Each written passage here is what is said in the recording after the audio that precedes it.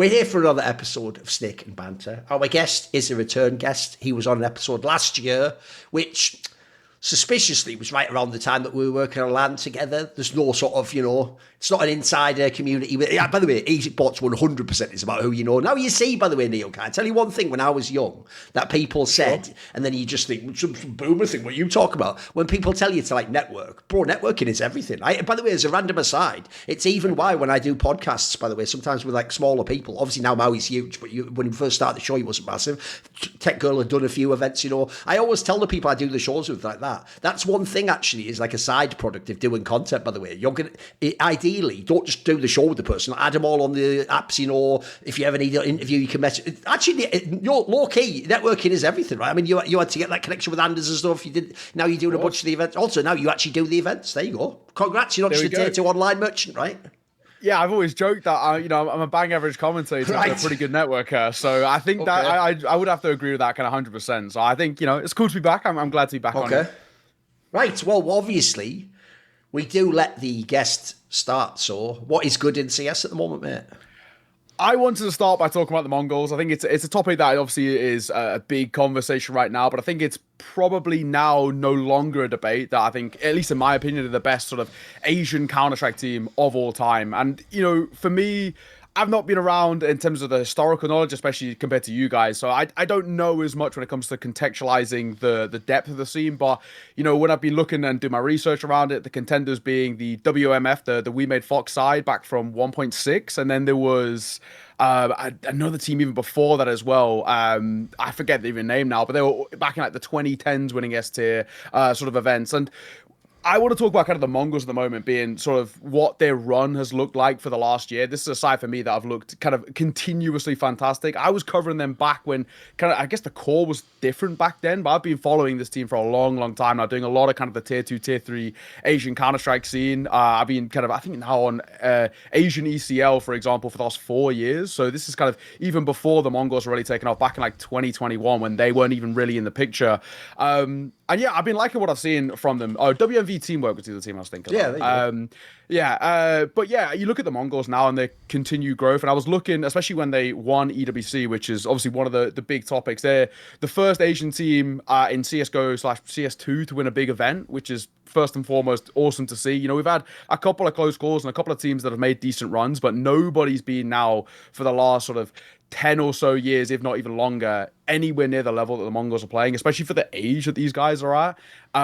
And you look at kind of recently now, you got a decent trophy in Yala. There was some okay teams there, and I think it was probably a stepping stone, but now a really legit EWC under their belt as well, taking down Vitality. And sure, I think there's definitely arguments to be made that Vitality are not at the strength that they were at the start of the year, but regardless, their year's been fantastic. Where second place at the major, we're talking second place at Blast Bounty, top 4 at Melbourne, top 4 at Dallas. There's a consistent string of really good results for a team very, very young that are proving that it isn't kind of that fluke anymore for me, and I really like what I'm seeing from this side. I was even checking as well, so 2 years ago when this core was formed, they were ranked outside of the top 50, and they've only consistently got better and better, and they've kept proving kind of their worth. So I'm loving what I'm seeing for the Mongols. I think it's a good thing as well that we see just in general Asian representation within the top level of Counter-Strike. This is a region that has been kind of underrepresented for a long time. I mean, even if you want to include Renegades in that, they were a decent team, but I think that obviously that consistency was a big form that they lacked, and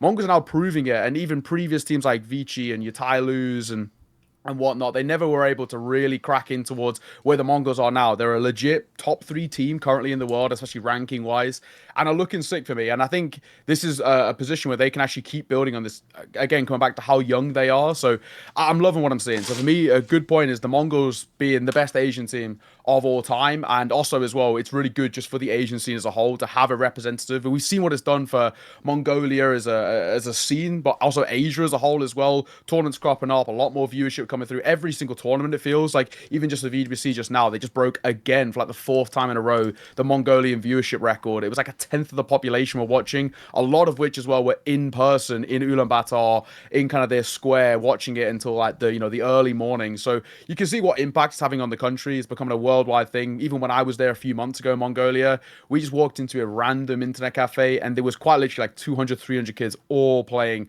Counter-Strike. Nobody playing anything else apart from one dude that was gambling. So, apart from that... so it is real, because people say it's like CS just is the game everyone plays there anyway. Well, is it actually to do with partly to Mongols, or is it like just a thing there anyway, do you think? Literally, so like it was like me, Henry, Dinko, Prof, Parla, Blair. We all kind of walk in towards just a random internet cafe, just because it was just sort of near where we were getting lunch. Walk in, there's like 4 massive PC rooms, like 50 plus PCs each per room.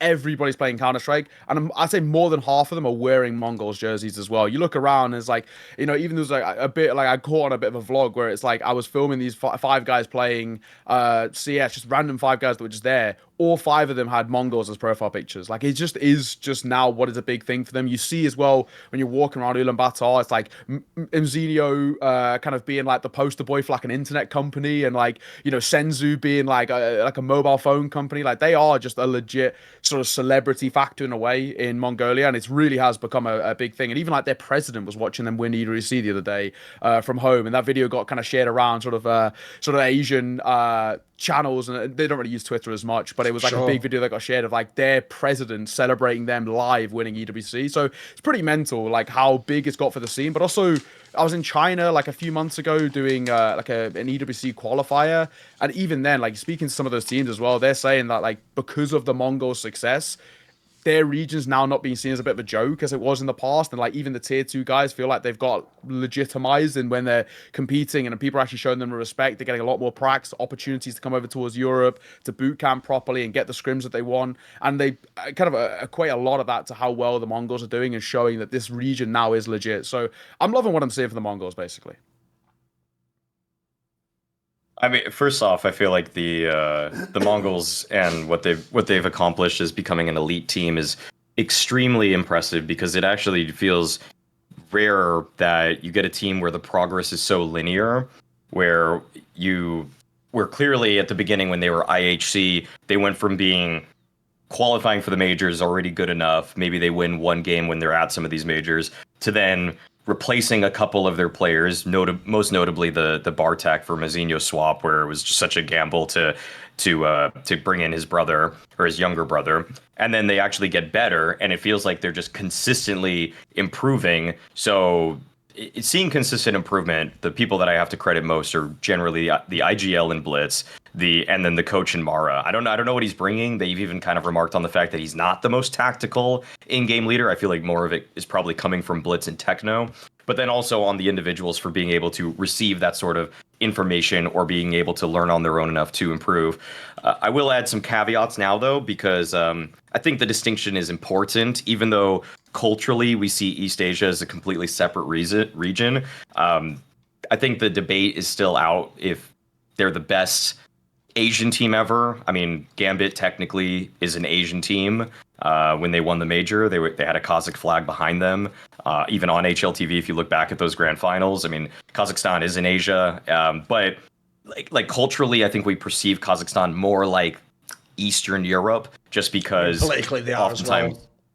Yeah, they associate all that jazz, Yeah, they associate a lot more heavily with that side of things. So I also have made the mistake very frequently in the past, just kind of like not associating with them being. It's weird to say they're an Asian team, that James has played on Asian teams his whole life. Like, no one would really say that, even if the majority of his teammates were Kazakhstan at his peak.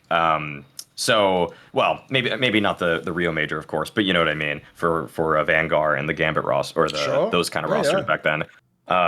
So yeah, I mean, but through and through with how the Mongols have played and their individuals. I mean, I was going to make it my good point, just how great Techno was at EWC. I look back at some of his demos, and I've looked at Techno demos in the past, or just really keyed in on him when watching matches, because for me, he's the guy that is never really getting the credit. In fact, I felt like pundits frequently would cite Techno as the weak link of the roster. And to me, that was always a stats-driven argument more than an eye test-driven argument. I actually really I very rarely, occasionally you would see Techno get run over on his bomb sites. It does happen. It's going to happen to every anchor in tier 1 period, because if there is a new execute that's hitting you and the flashes are in slightly different positions, the smokes, the mollies, you're playing a live game of the ground is on fire and I'm blind in the face, and you're just trying to navigate through these labyrinths of utility that are constantly being erected around you. So I've never really been though upset about what he's done on T sides for them, because he's always just trying to fit the system of what needs to be done next. I always feel like if I'm watching anybody on that team, the guy that's looking at the radar the most is probably even Techno. I would even sometimes say more than Blitz when I'm watching like what they're doing versus how that corresponds to the macro elements of the team. I feel like he was the glue guy on the roster, whereas Blitz, he's calling his own number a lot, so he just has to focus on what's going on around him. But Techno was the guy where it's like, should he push on the extremity? Should he come back to the team? Should he wait a little bit longer for the teammates to catch up to him? I always feel like he always made the right plays for those.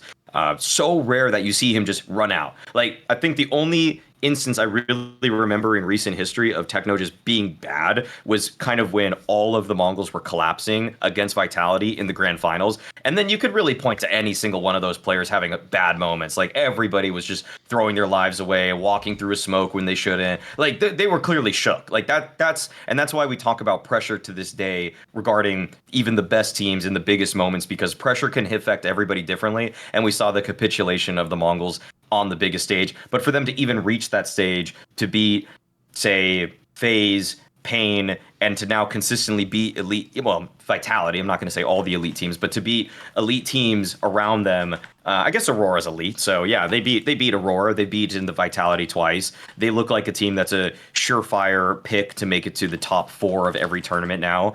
I mean, it's astounding. The consistency is astounding, because even Gambit, major winning Gambit, wasn't this consistent around the time of their major victory. So you could even make the case that through the combined results of the Mongols for the past 9 months, including the Shanghai Major up to now, this is the best 9-month stretch that I've seen from an Asian team in my lifetime. So I still would be really curious to what Thorin says, because I don't really know. I look back at some of those results of those top 1.6 Asian teams, but I really have no context for, was that consistent? Were they just bombing out of others? Were they flukes? I'm not sure. I'm not really sure.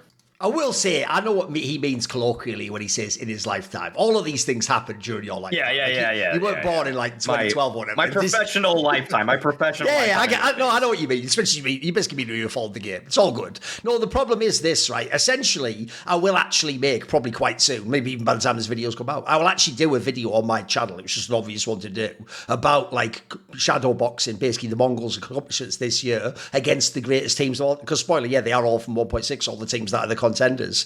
And I will say, I'm actually low-key glad. This is actually one of these bizarre things where, because I'm not particularly adept at streaming, like I only started doing it last year and I did it super scoffed. And in fact, to this day, I still don't even feature game footage. I just do me with a webcam, a bit like I do on my YouTube channel. Actually, believe it or not, there is a lost episode which would have been that video, but last year. But I'm actually glad I didn't make it then, because the difference was back then they wouldn't have been the greatest. That was actually going to be the point of the video. So anyway, to answer Ne0kai's question quickly, but I'll have like a full video where essentially I will do exactly what Maui wants. I will basically take people on the Wikipedia through the teams that were the contenders, and I'll give you the context of, like, was this like a tournament where the other team skipped it? Was this like a good one-off fluke run? Did anyone respect this squad? Essentially, the answer is they probably are. But the key word is probably, which shows you that actually there's a discussion. Basically, the main team that will be their rivals is the team that's We Made Fox. And before that, the same core of players was just in a different organisation called Esports. These were just both two famous Korean orgs that people don't know. Because those two teams, one of them, when they were We Made Fox, they actually won a Tier 1 event at the end of 1.6, which is very legit. And, they had all the teams there, NRV, MTW, for all the teams that all the classic Sesame Street. And also, when they were Esports, they actually, believe it or not, made a bunch of major finals even. They didn't win it, but that's actually quite comparable to what MongolZ just did now. But essentially, the reason why, if I go back, I would probably, for now, say MongolZ could be the best is because, one, CS is way bigger. Like, the scope of the game is crazy now. I mean, we have all things now that just did not exist in 1.6. Like, you do have boot camps. Everyone has coaches. Everyone's studying demos, by the way. Even that, think of all the apps people have now to run all... Like, if people don't know, this is how far behind fans are, by the way. When fans speculate, what's a coach doing? Right, 10 years ago, ago, everyone already had those apps where you watch the 3D version of the map with the bird's eye, and they can do stuff like load in 100 demos, and before they go live to watch their game, they can already know like the 5 main pistol rounds the other team does. That was 10 years ago. People had that tech, by the way. So actually, we don't get into it often because it's so like out in left field, but there's so many more things. It's a bit like the discussion in sports when you ask like, is someone now the GOAT? Well, the problem is like back then you had to retire when you were like 30 in sports and you get the injury, like the ACL famously used to just end your whole career. Now, if people don't know, Kevin Durant came back from one of those and still had all the same numbers. It was like unbelievable. So there's so many like tech evolutions that have changed things that I'd probably side it to MongolZ because I would think in theory it should be harder to do it now. But essentially there were some very good teams back then who also had like some excellent play, but relative to the era. And I'll just say as well, the other reason why I think it's fair to say it that way is because if you all want to respect the old days like I do, well then you put fucking Neo's name back in that GOAT conversation. Stop telling me that ZywOo and Simple is the GOAT of all counting. Neo was fucking unbelievable, mate. And before you do that little noob shit thing with your little French moustache and tiny rolled cigarette where you go, I bet he has been number one for like 6 years. Yeah, look up Neo, fuckface. He was like top 2 for about 7 years or something, mate. Like, look up the number. Anyway, the point, don't get into that. The point, put that back on the shelf. That's all good. Anyway, that's going to be in my video. So basically, yeah, they are. And actually, like you did, Ne0kai, I actually have a similar version I'll just run through quickly. The mistake people are going to make is forget where they were last year and that this year, we've had so many episodes of this show where our main complaint was Aurora and MongolZ just do awesome in the group stage and then bomb in the fucking playoffs every time. And in fact, that's what made people think the first season was weak when Vitality won it, because it looked like MongolZ and Aurora like knockout teams that maybe even could have a chance versus you in the playoffs, but then they just give you a free win. So it felt like the top 10 was like a bit fake, you know, they were like the fake number 4, 5 and 6 whenever they were ranked there. But if you actually look now, because they're now like winning and actually making the final, bro, now their resume looks unbelievable this year. It's not just winning EWC and making the major final. They have had 7 top 4s. Like, that is ridiculous. Remember, if you can, by the way, forget even if you'd had those 2 results in the final. If you can make the top 4 7 times in a whole, like, season and a half or whatever of real professional Counter-Strike, these weren't all just PGLs, there was a couple of PGLs in there, that actually just means you are, like, the 3rd or 4th best team in the world. That's how that works. Like, logically, if the other team can't ever make it there, it doesn't even matter if they win, like, one random event or something. Like in theory, on paper, you are better than Falcons. Maybe in a head-to-head, we all think, like, you know, some of their players are more skilled. It doesn't matter. The results say you actually are better than them. So that in itself is like amazing. You know, the joke is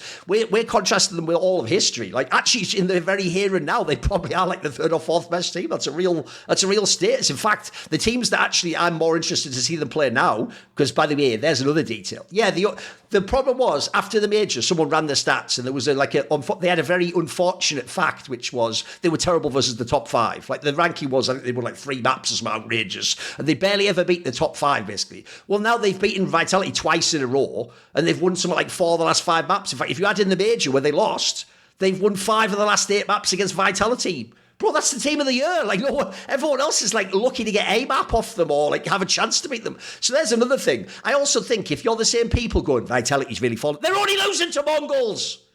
They lost to Mouse once. Like, it's MongolZ that's getting them. Like, you give some props to MongolZ. It's not like Vitality's actually just, like, turning the mouse off, boys. Like, they're trying to shoot them. Just MongolZ is actually doing awesome. Like, yes, maybe they're dipping, but at the same time, you're taking advantage of it. I always say this, right? You know, kids love to use that phrase, you threw the game. This is more of a league point, but I'll say it and say yes. You know when they go, you threw the game.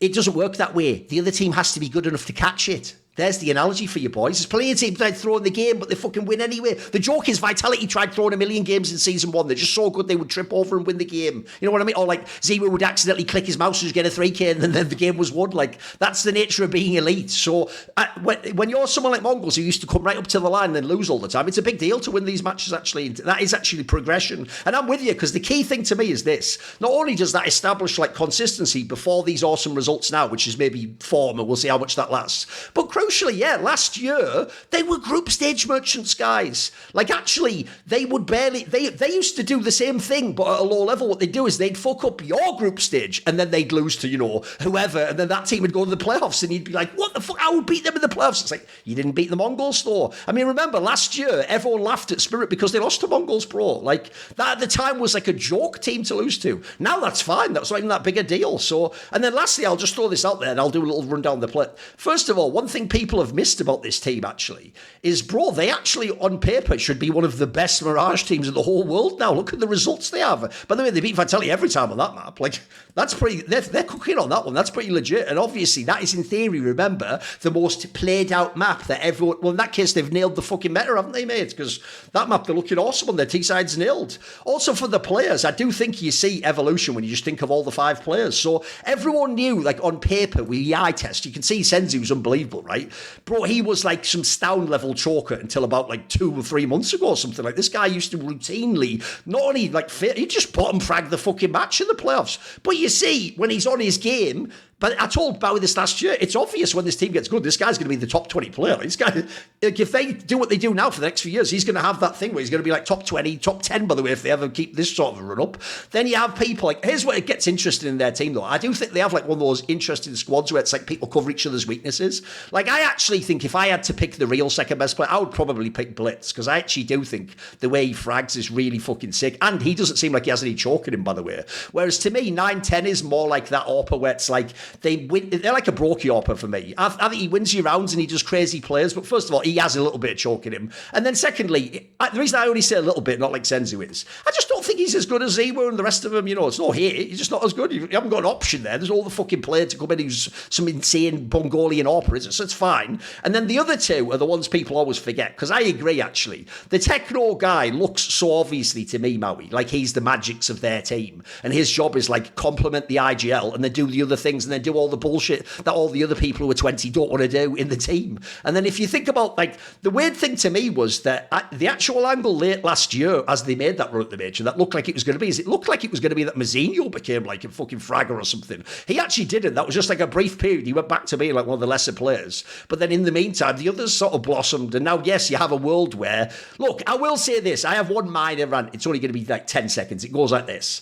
Right? Do you know if I said to someone, this person is the worst player in the team, right? That could be the best team of all time. Even the best team of all time, by definition, it's a relative term, has the worst player. But if you say he is the worst player on MongolZ, people do that thing. No, he's a good player. Like, he's actually good.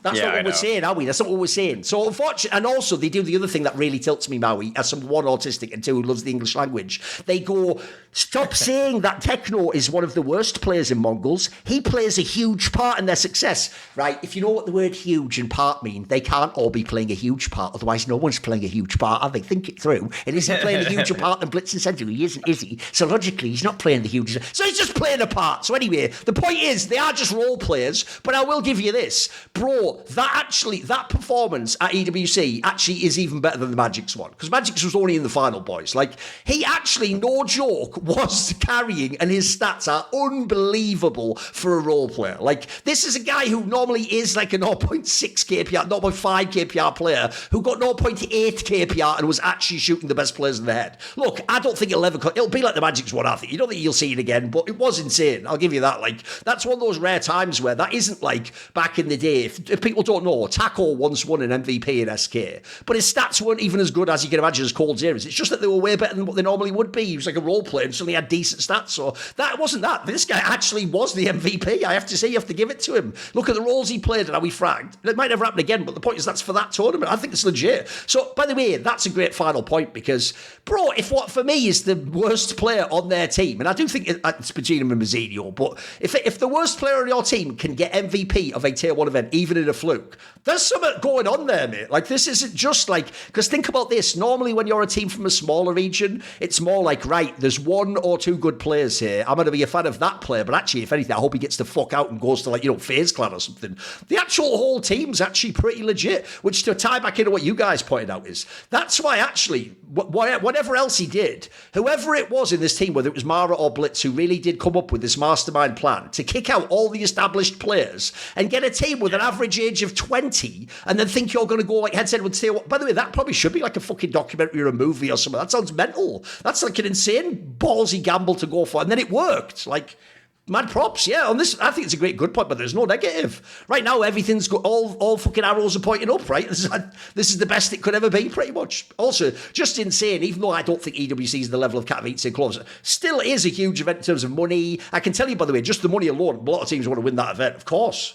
They're not just fucking giving you it for free. This isn't some of the smaller event, which you won't mention. Everyone wants to win this one. Anyway, there you go. There's the Mongols rant. Right, okay. Maui, what's your point? Mine is, even though it's in a downturn or downswing for this team, I feel like they still deserve some credit for the form that they show. And I'm actually just saying that I think Vitality's floor is very high. I think it's very good. I feel like it was unreasonable to expect for them to just continue on with being the best team. You can't win every single tournament, but it's about, to me, in your even some of your off tournaments, how hard do you fall? And for Vitality, I've still seen I mean, they're still getting to the top 4 of every event that they go to. They're still when Astralis had their downturn, as all my notes just crashed, so I everything I wrote down is just gone. But I think it was okay. So I think Astralis, when they went through between the two majors, the 2019 Berlin and the one before that they won. I think they had still, yeah, they still had some lower finishes, and they had about a tournament. I think it was 3 tournaments where they just didn't win on anything, but they still had good placings. I think one of them they even reached the grand finals, but they lost. But I would still consider that to be part of their era. From what I'm seeing right now with Vitality, and sure, you could say this is cope or whatever. I don't really even mind, but this still looks really good for them. I'm not. If this is Vitality's C game, then their C game is still a super elite team. So I'm trying to I'm still the door or keeping the door open for them reclaiming their era. I would say that really any significant S tier trophies would still extend the life of that. It depends how you want to see it, but to me, if you've already won a major and you've had that streak of tournaments, you're already had an era. How long is it? If they don't win a single tournament, but then they win Budapest, to me, that's still their era. If they're still putting up elite results like this, and yes, people's era definitions are different. It's kind of inviting that semantic discussion as well. But if they win 2 majors this year, but this whole season was no tournaments, just because we have a super jam-packed calendar now compared to what it was 10 years ago, where there was a little bit more space between tournaments, I still would say that given the magnitude and gravitas of major victories, this would still be their era. Even a significant tournament like I'd say London is fairly significant in the calendar, just given the amount of top teams, the prize pool, the arena portion of the event. If they win this one, I'd still say their era is still here. Yeah, I don't mind following up for that. And I kind of agree. And I just feel like the ultimate thing that I always come back, especially like I'm sort of dying on the hill of Messi. I'm still kind of like flying the UK flag pretty high when it comes towards him. So I have these debates with friends who obviously kind of no involvement with Vitality, and they're saying like this is a downturn, they're falling off, whatever you want to call it. But you look at the losses they're picking up, and like it's even still relatively close, right? Still Falcons, Mongols are kind of EWC, right, as well. Mongols obviously they're a bit of their kryptonite right now. Of course, lost them a Bounty to Maus before that at Cologne. We're talking about a side that, yeah, still finishing top 4 in every tournament they're playing. The losses they're picking up are to very legit sides. It's a Mongols that are really informed, as of course we just touched on. A Falcons who we know have actually quite a high skill ceiling, and we know just individually with the level that those players can play at, can scalp some of the big teams. So they're not like picking up these losses, and the teams that they're beating along the way, they're dispatching teams that should never have a chance against them and don't. And yeah, maybe the M81 was a bit of a kind of a funny one with map number 1 yesterday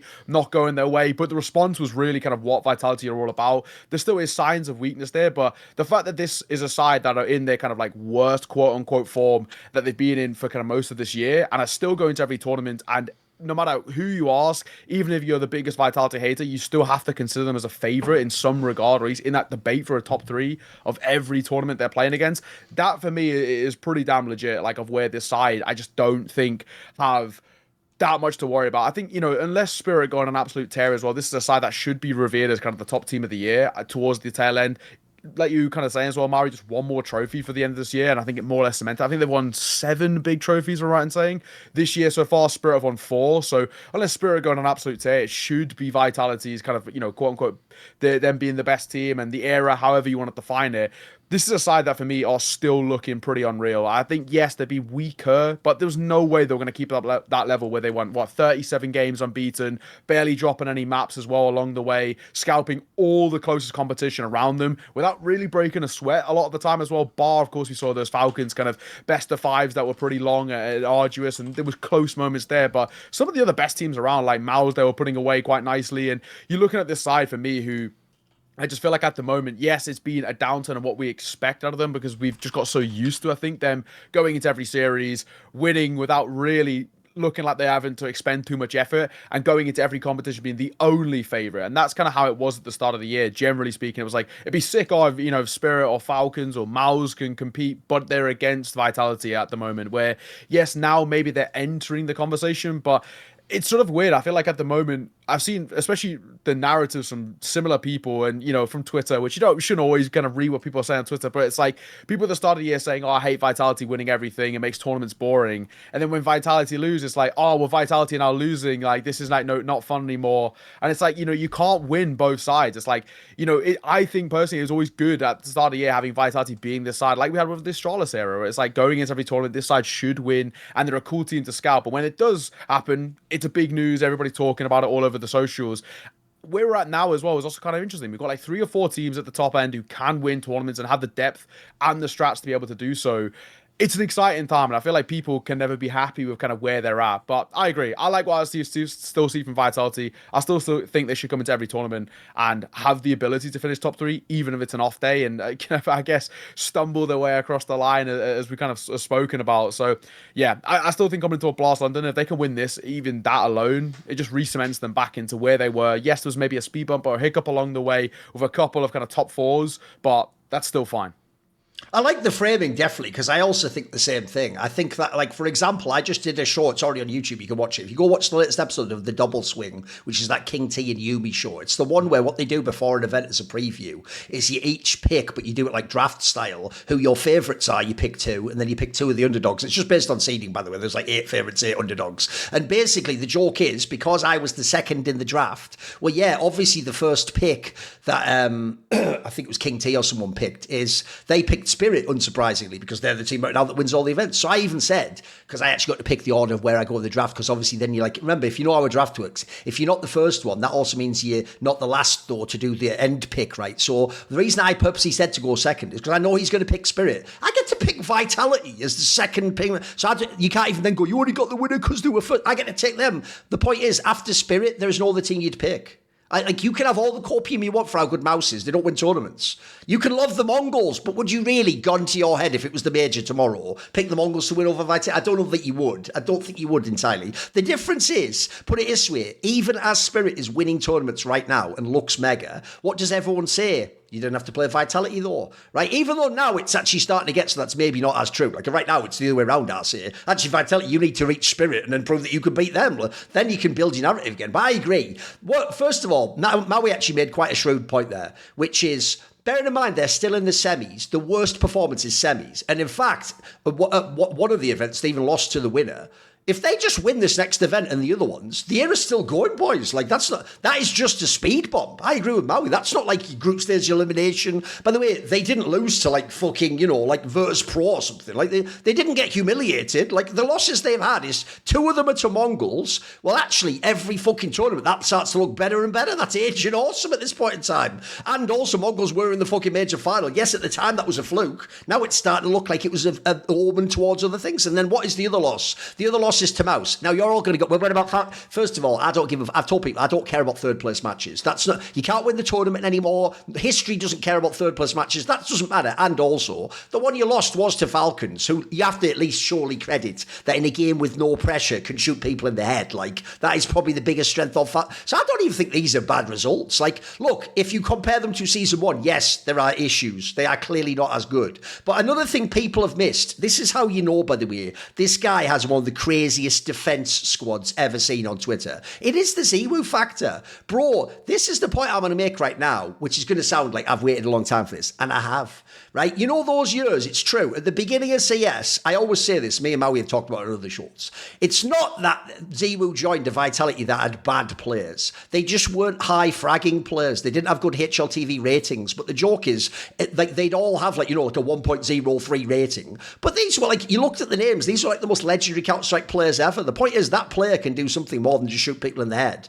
Then you had the period, like, during the end of COVID, where, yeah, you had the two players, Masuta and Kyojin. Kyojin was just terrible, and Masuta was more of an online player. He hadn't had much experience. Yeah, then he did have times where, like, he would have to, like, 1v9, or he was the only fragger, right? That is not what this year's Vitality is. And ZywOo's performance the last month proves it, because if people don't know, his stats are really bad for the last month. For the last month of play, he has a 1.2 rating. Not 1.2, like it ends there. It's just 1.20. Like, if people don't know, that's something mental, like 0.2 something below what his normal number would be, or 0.15, some crazy drop off. And the craziest place it's dropped off is T-side, by the way. On the T-side, ZywOo in the last month is a 1.01 player, and listen to the KPR. The K, or what the fragging, by the way, is 0.8. On T-side, remember, this guy, what made him actually super OP was he used to have an insane rifle on the T-side, didn't he? Like, he wasn't in the shit of like, oh, man, the Inferno, he didn't get the op. He didn't use the op on that side, mate. He was just he was actually legitimately extremely good rifler. He's just having a bad month, which, listen, when you're as great as this player has been, and for as long as he's been really good, his only other drop-offs in the past were like online era shit where no one really cares. So you can have an off month. The reason I set up the point about Vitality there is I hope people now give credit to the rest of Vitality. This is a scenario where, for real, this team essentially still makes the semis and could even win events when their star player, what might end up being the number one player of the year, isn't even playing that well. That actually it's counterintuitively a sign of how strong the rest of the team are. Like, for example, Rob's still fucking hold steady, and Mezzi's, by the way, really good, actually. If anything, he's sort of been picking up some of the slack. Flames has his issues. I'd say actually the big drop-off people missed was Apex, because the problem was Apex was getting like criminal numbers at the first split of the first season of the year for an IGL. That like didn't make any sense. It's why I actually think the first season of Vitality could be the best team ever,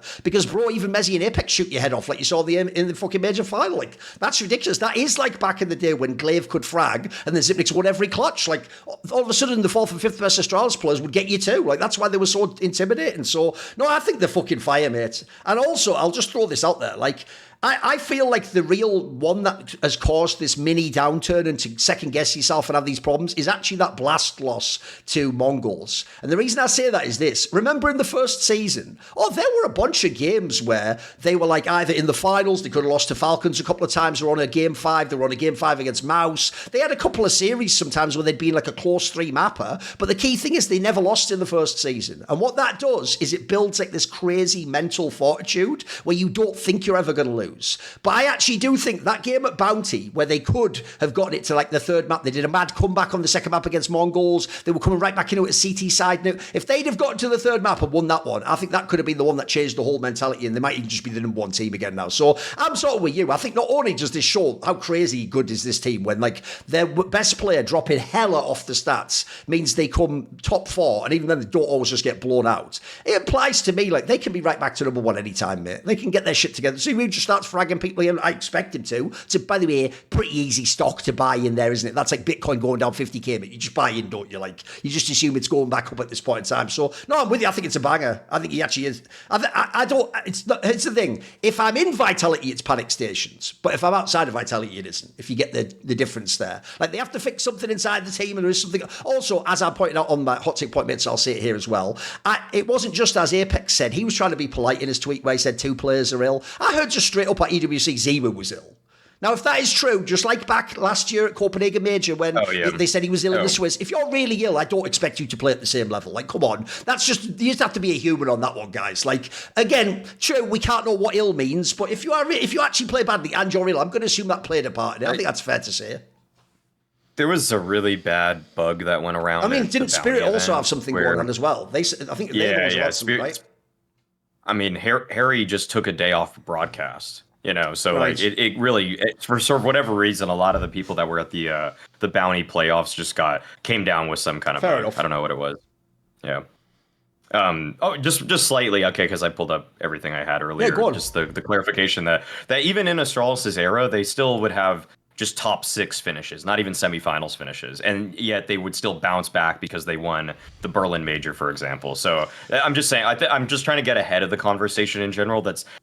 I haven't really seen it emerging, but in case it had, that is Vitality's era over. It's just like, I mean, yeah, they didn't win Cologne in the Bounty or EWC, but like, in the grand scheme of things, if they bounce back with a real S-tier trophy, I'd say it's still on. Thing is, I personally think the major shouldn't even go to Berlin for Australis. I stop it at Katowice. It's still 2 majors, still a whole bunch of events, so I have it as the more dominant period. But that is to say, here's the thing: you are risking losing it if you keep coming to semis and you don't win tournaments and you lose to your rivals. You will lose. Yeah. But I agree with you. It's not like the mistake people make is this, because they were doing this when they were asking, is it an era in the first season? You don't really have to win like 10 events in a row. No one's ever done that. Like, that would be like NIP at the beginning of the game when the events didn't count. Like, again, as you say, the same, because here's the problem, right? To make a very quick point without doing a whole tangent.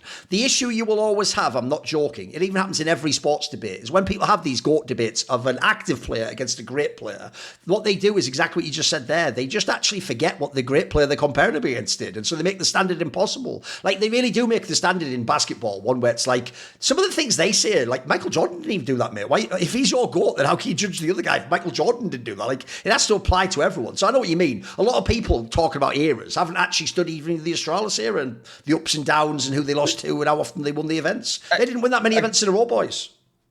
Well, I'm getting a little sidetracked here, but I feel like the win over Liquid continues the era because it showed that even in what is a slight, that level of unbeatableness that they had persisted through the major as they pulled out the Vertigo trump card. I feel like that's narrative months, mate. There was something like 4 months, bro, where they never won a tournament and they weren't in any finals.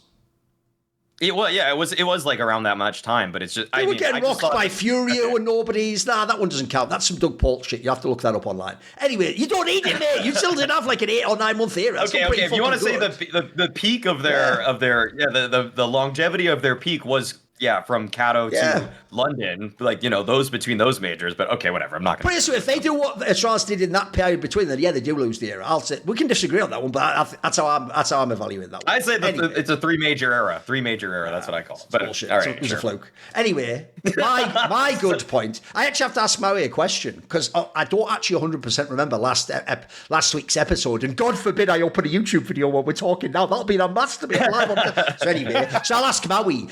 On the last episode, did we actually big up Aurora? No, I don't think so. Because in that case, I'm going to choose to do it now because people will know I'm often a critic of Aurora. Especially, I actually still think, I won't do too much now because it is the good point. I still don't like their IGL. I still think he's overrated as fuck. But you know what? It doesn't actually matter. And here's why it doesn't matter. Because the beauty of CS2, and it still does have a bit of this, is at the end of the day, CS2 is actually, it's why I actually think the main people who complain, this is a key point to notice. Notice that the main people who complain about CS2 is just people who are playing the game. It's fans who are playing Premier matchmaking. They don't like something about the engine. Notice almost no one ever complains about the visual aspect of the game. Nobody thinks watching CS2 is worse than CSGO. And I actually think, by the way, teams like Aurora are actually one of the reasons why that is the case. Because I do think, in the same sense, I saw the whole rise, because I'm that old, of MMA, right? I used to watch MMA where you had to be a weirdo on like obscure websites. I mean, the joke was back then it was awesome. You didn't need a UFC Fight Pass. You could actually just look up every illegal fight on the internet. It was just all there. Then it all got taken down. You have to actually pay for it. I do now, Dana. It's okay, mate. Don't come and get me. But back then, the point is, it was a really nerdy, like, niche sport. In fact, back then, if you talked about MMA, people really did do all the fucking boomer shit. It's human cockfighting. This is brutal. They thought it was like Van Damme blood sport or something, where you break the guy's arm or something on purpose. Like, they all had all these crazy ideas. So my point is, I came from when that was a really obscure sport. And I can tell you, as that started to grow, the problem when all the casuals came in is they don't understand the sport. So all the casuals came in, and they really did come in, and I know some people still do it to this day, but it's not as much now.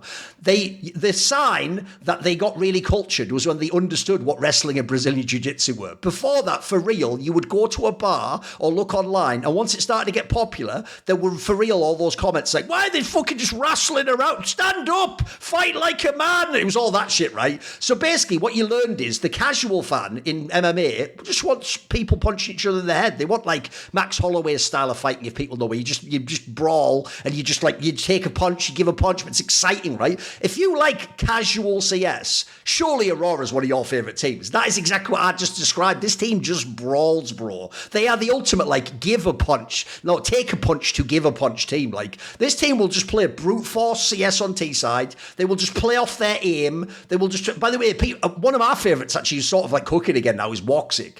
It just pure swagger in a clutch, like always goes for the massive big balls play where you think, you won't surely pop out, and then just pop out in front of the smoke and go for a mad hop shot.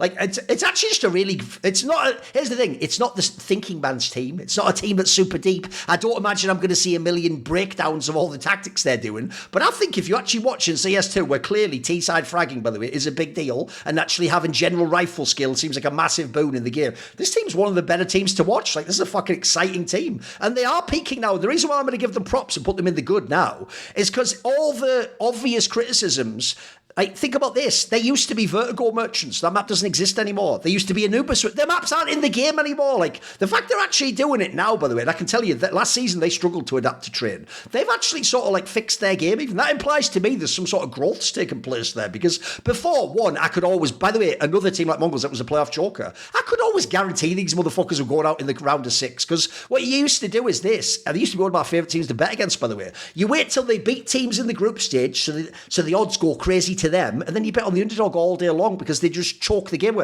They don't seem to choke as much, and the game just seems like way better. And it can't be that they're relying on those two maps, guys. The maps aren't in the pool anymore. So I'm going to give props to Aurora. There you go. There's my good, Aurora.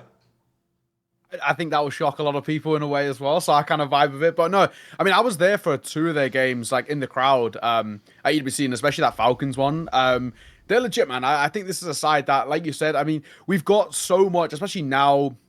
I see people always kind of equate a lot of like the way certain CS teams, I mean, VP is probably a good example, where it's like Pep Guardiola kind of ruining football. Yeah. It's like VP ruining Counter-Strike. Aurora, the opposite, man. This is like, you know, your Lamine Yamals of the world who just don't care. They've got this flair. They've got this like swagger, as you said about them. They play exciting Counter-Strike. I mean, I was there in the crowd for them against that Falcons game. Like some of the rounds they'll pull off, like Wakadia's 1v4 with the dualies on the A side of Train was bonkers. I like, you had no right to get away with 2 out of the 4 there. So like, it's moments like this where you see this side are actually like super legit. And actually, if you like break down just this season, I think there was definitely holes in this side at the start of the year, and like, you know, consistency obviously being that buzzword that we throw around. But like, if you go from like Cologne onwards, right, losses to Cologne, Spirit, valid, fair enough. Like, not many teams are beating them right now, right? FaZe, that one was obviously a bit of a curveball, especially with how we know current FaZe, but it's like, it's just MongolZ twice. That's it, right? Since then.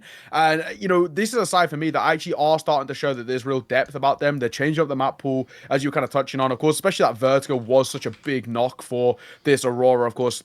And then Eternal Fire side, right? This was such a pocket pick for them, so not having that in the pool anymore really hindered them. They had to change things up. I think they've added a lot of depth to maps in which they were, in the past, I would like to say, like, uncomfortable on or super streaky on at times. And this was a big thing that I always felt kind of affected Aurora. It just felt like this was a side that would have like 2 or 3 decent showings on a map, and then you go into a tournament where it matters most and they'd fall so flat on it, or they'd be figured out, or they have a couple of pocket strats that once understood were like super useless then.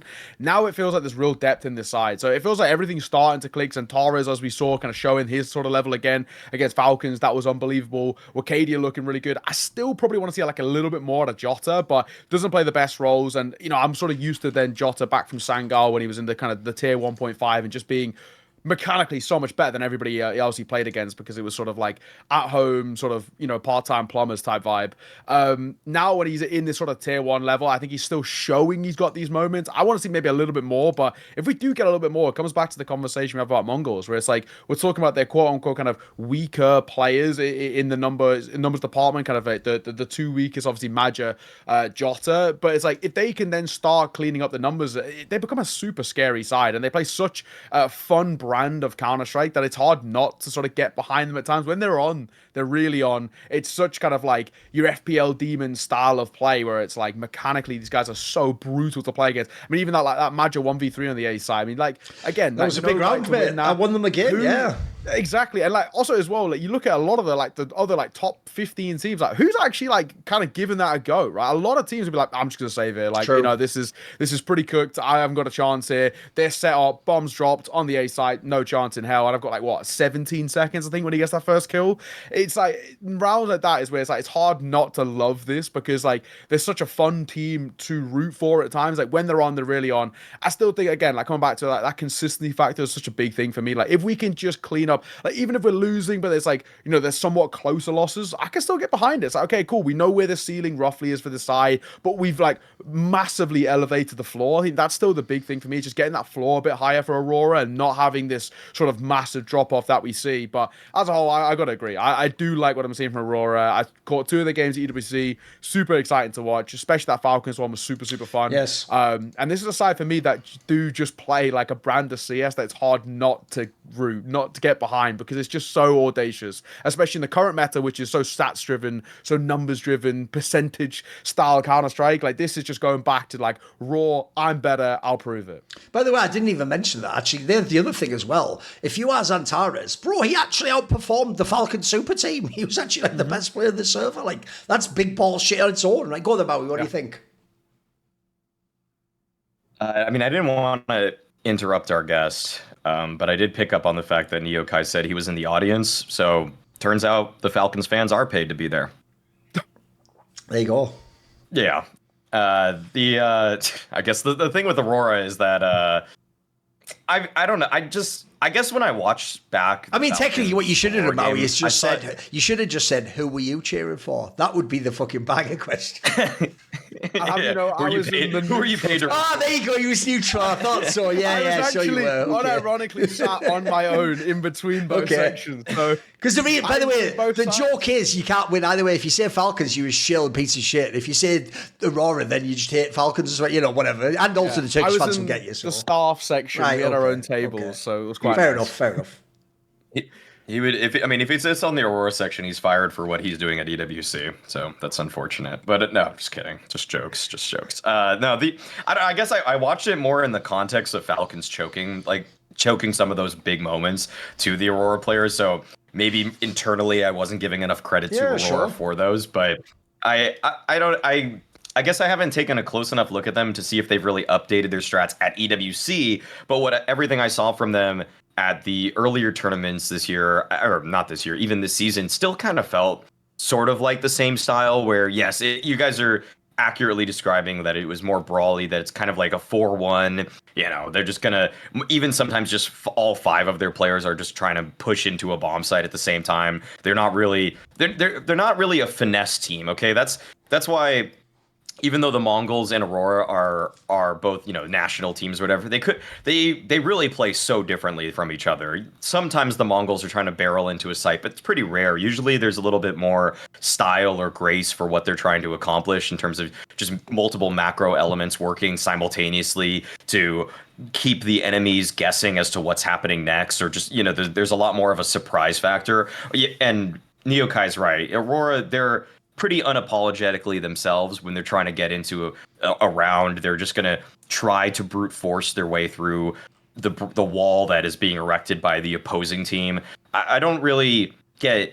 I personally don't find the Aurora style as interesting to look at from a top-down perspective, but in terms of the visceral feeling of consuming their games live, it is fun. It's exciting. Yeah. I know what's happening next all the time. So, in fact, I probably find that if I were an observer, it's probably a lot easier to observe an Aurora game than it is for me to try to press the 1s and 2s on a MongolZ game where 2 guys are fighting on 2 extremities at the same time, and making everybody a little bit confused as to, is this good Counter-Strike? Does this have a reason to it? Aurora, there's definitely a reason to it. I don't know if there's much rhyming. It's just simply belting.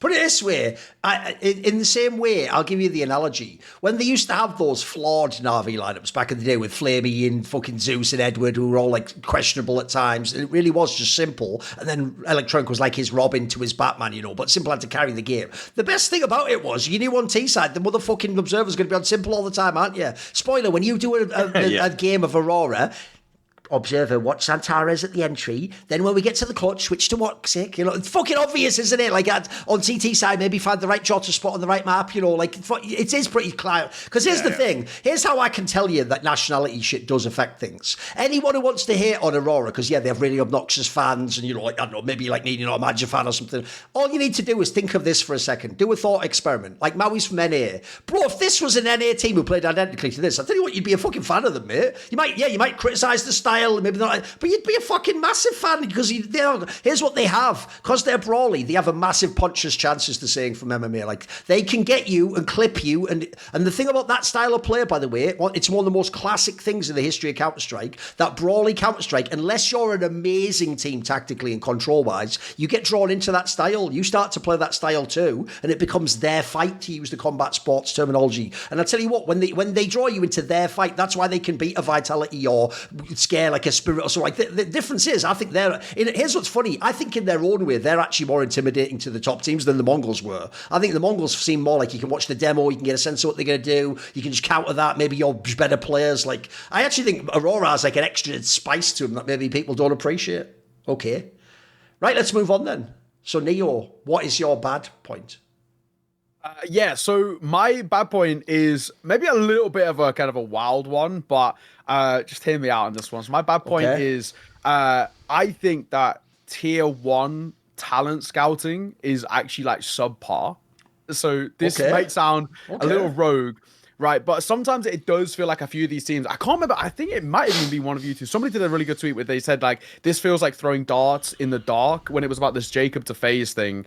And I thought it was actually a really good way of kind of putting it. Like, whenever I think of talents coming through, and especially since I commentate so many of them so often all the way up, right? I feel like I get a pretty decent understanding of kind of where a player lies going up through the tier 2, and I always sort of split them into basically like 3 different categories. So I kind of put them in the first one being like sure things, like guys who were just so good in like the tier 2, tier 1.5. Like, there's like kind of no doubt, like they're kind of guaranteed to at least be remotely successful in their careers. We're talking like your MongoZs and your Donks and your Kayasukes. Like, these are they're just it's so obvious that they've got that thing about them.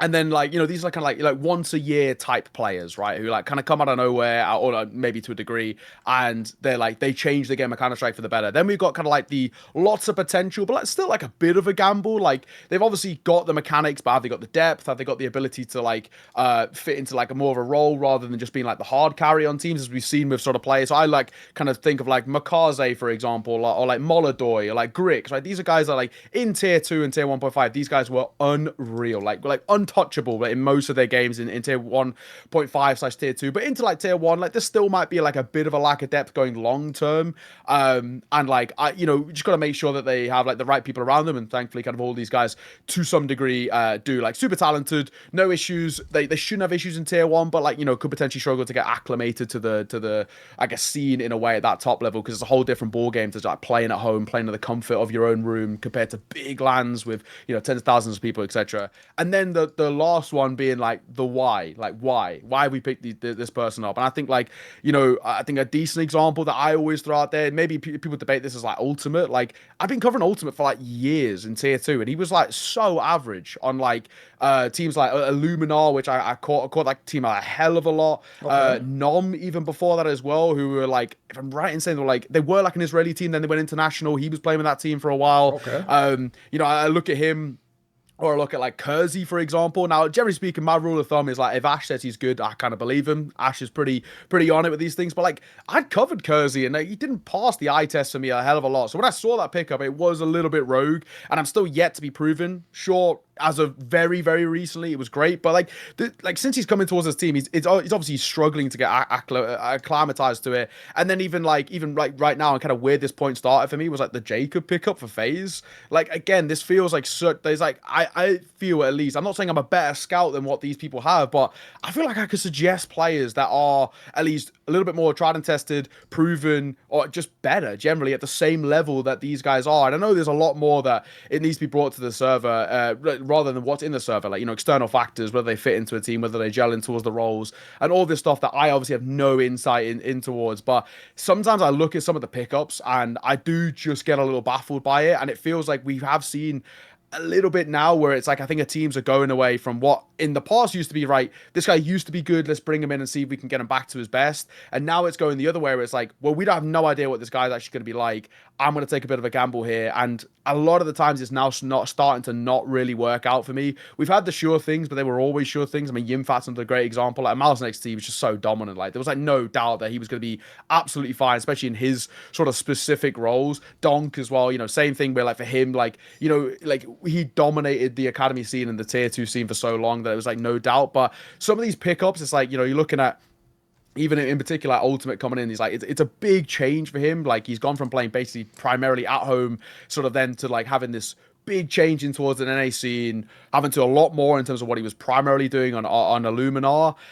I just question some of the like where these tier 1 like talent scouting things are coming from. Like I feel like I'm pretty in the know with like what is decent like in terms of tier 2 and tier 1.5 players, and these were like never really on my radar in terms of like I'd seen them, I'd said no, and I'd moved on, and there's plenty other players instead. So I don't know, at times I feel like, you know, it feels so rogue. And even like, you know, I saw a tweet yesterday from Carrigan saying, you know, Jacob's first game was terrible, right? Like, you know, it wasn't good at all. And he was like, well, you know, he's playing out of position, and then he's playing his permaban, and then he's like playing in a new or whatever, like, you know, you made like excuse for each map kind of thing. And I'm like, yeah, valid, right? Playing out of position, playing your permaban. But then it's like, well, then surely like getting a player that plays those positions is then the right call, or a player that has a bit more of a similar map pool, which there's like plenty of examples. So I don't know, it feels super weird to me. It's like the gamble, and obviously like kind of, I guess in a way, like this has been kind of the funny thing. It's like Carragher's wife's like the sports psychologist for BetClick Apogee, right? So like, you know, maybe kind Tell her of get in there, go on then, love, go to work. Yeah, it's like, yeah, I don't know. It just feels like some of these changes for me are like super rogue.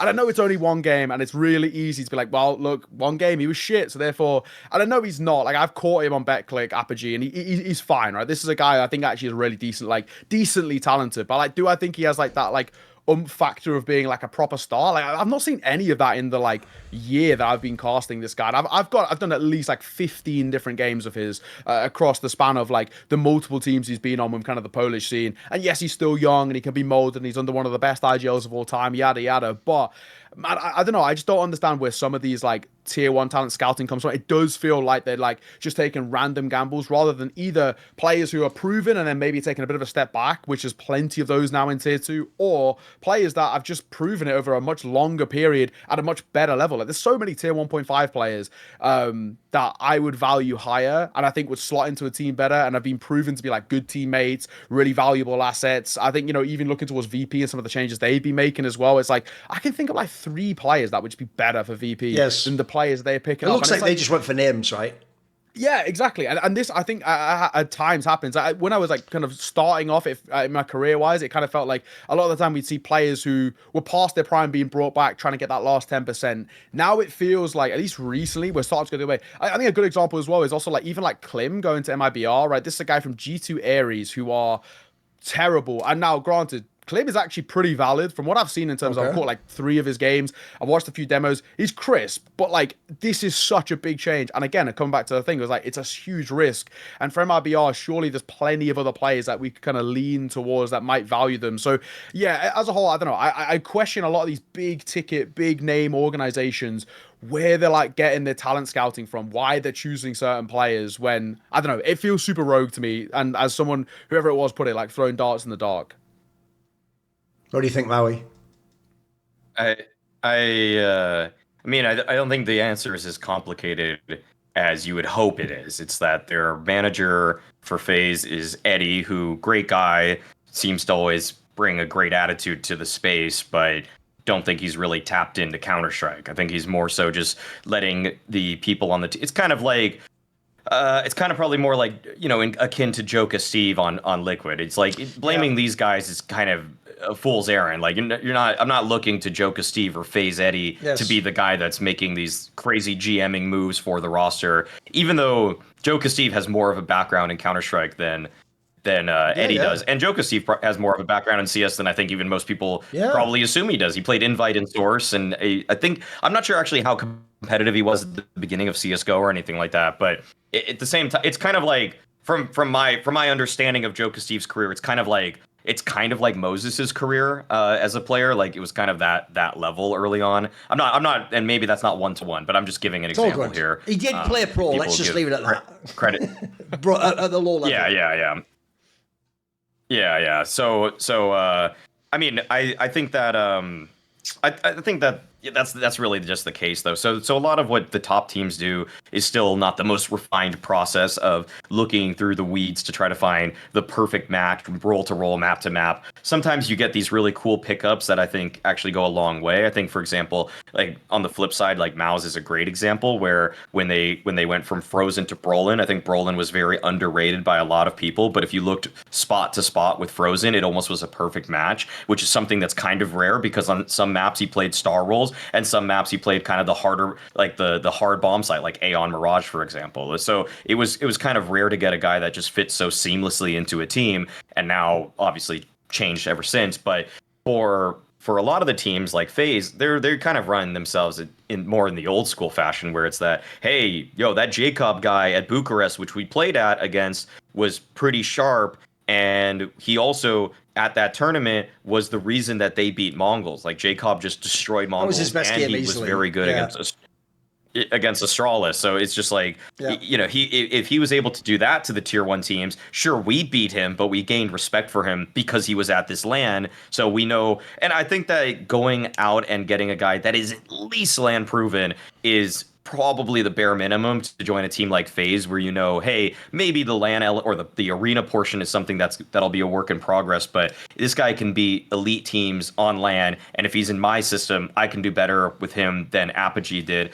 But on top of that, it's no secret that Kerrigan's wife was the psychologist for the team, so definitely got a vouch from there. I mean, and yes, that is an assumption. I don't know what goes on behind closed doors, but would Kerrigan's wife say, no, this guy's horrible, bad apple, terrible, don't work with him, and then he would still go for him? Obviously not. So it's just thinking about the flip side even briefly. But for the elite scouting efforts, it feels like it used to be some combination of parsing Faceit demos along with looking through tier 2, tier 3. But even the guys the best at doing it would sometimes have misses. I mean, the best example that I had was Ross R from now Fnatic, previously on Endpoint, who found all of the Sphinxes, Flamesy, Heavy God. I think he found like 3 of those. Maybe he found a couple other guys too. And he was so good at just getting these crazy, I mean, mostly Israeli players, but I think I think he found like another 1 or 2 somewhere.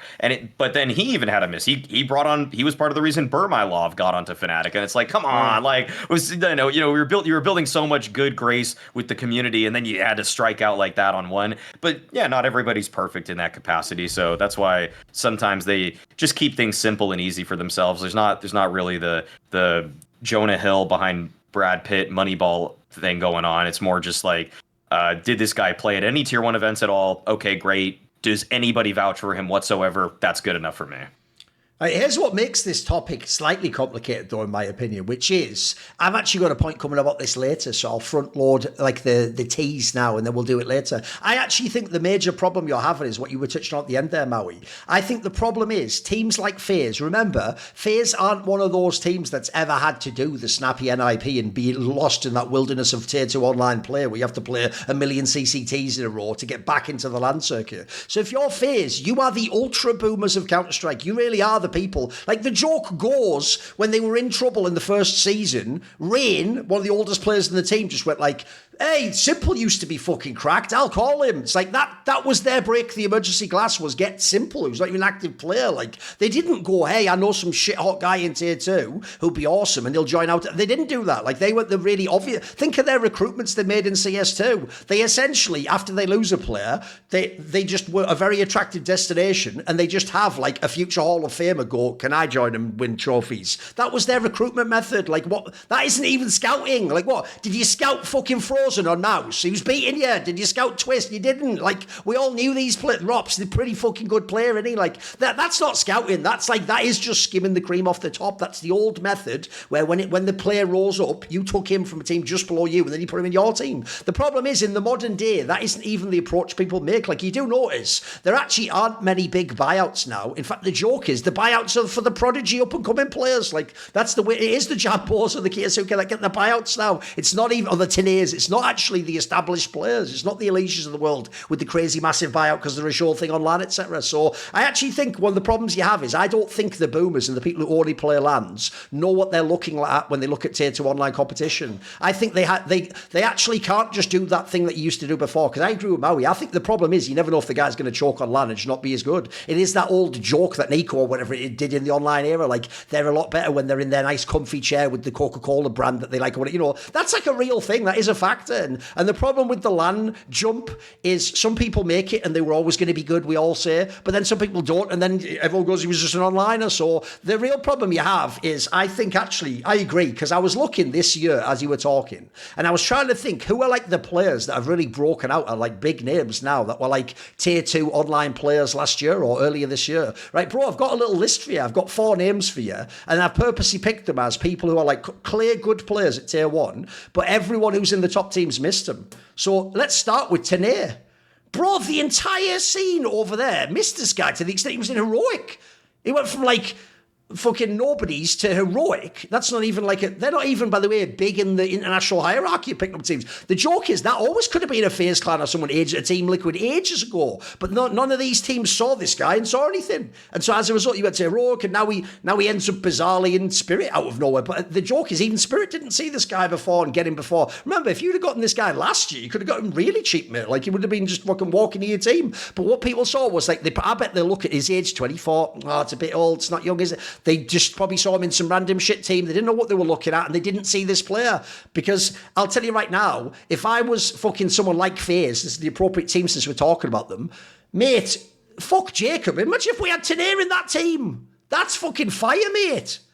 Like, if anything, Jacob is we have Tenay at home. Like, does that mean, innit? Like, the fuck? Like, if we had Tenay, we'd be cooking right now, mate. That would be a different era of FaZe. Then you got Molodoi on Furia. Bro, this was just a random AWPer from the CIS region about 1 minute before he joined. 1 minute before he joined Furia. When he joined, by the way, a lot of people didn't just go, wow, they're going international. They went, who the fuck are these players? What, Broken Ass Yukindar and some guy I've never heard of from Kazakhstan? Like, again, that player could be in a million teams. Apparently, if he's willing to speak English, but he could be in any team. Again, same concept. If I'm someone complaining about FaZe, mate, I'd take this Molotov guy over Brokey immediately. What we're talking about, there's all potential there. The ceiling looks great. He's obviously dope at CS2. Then the other 2 names I had was, believe it or not, Jota's one. Jota used to be on Eternal Fire Academy. They didn't see him as like the player to bring into their team. They were willing to take Calix, who by the way is sort of like a failed Zantares, and put him in the support roles where he just shoots some foot over everyone's head. He had to go off through Sangal, prove himself, and then they remembered, oh wait, isn't that the guy that was in our academy squad? Why don't we just bring this guy in? He's obviously fucking good. He could have been fucking straight to Aurora. If you never saw him in Sangal, he was clearly the best player, by the way. He used to frag out all the time. Like, how did they not see that? They are Turkish. And then the last name I'm going to pick actually ties into the Ash thing.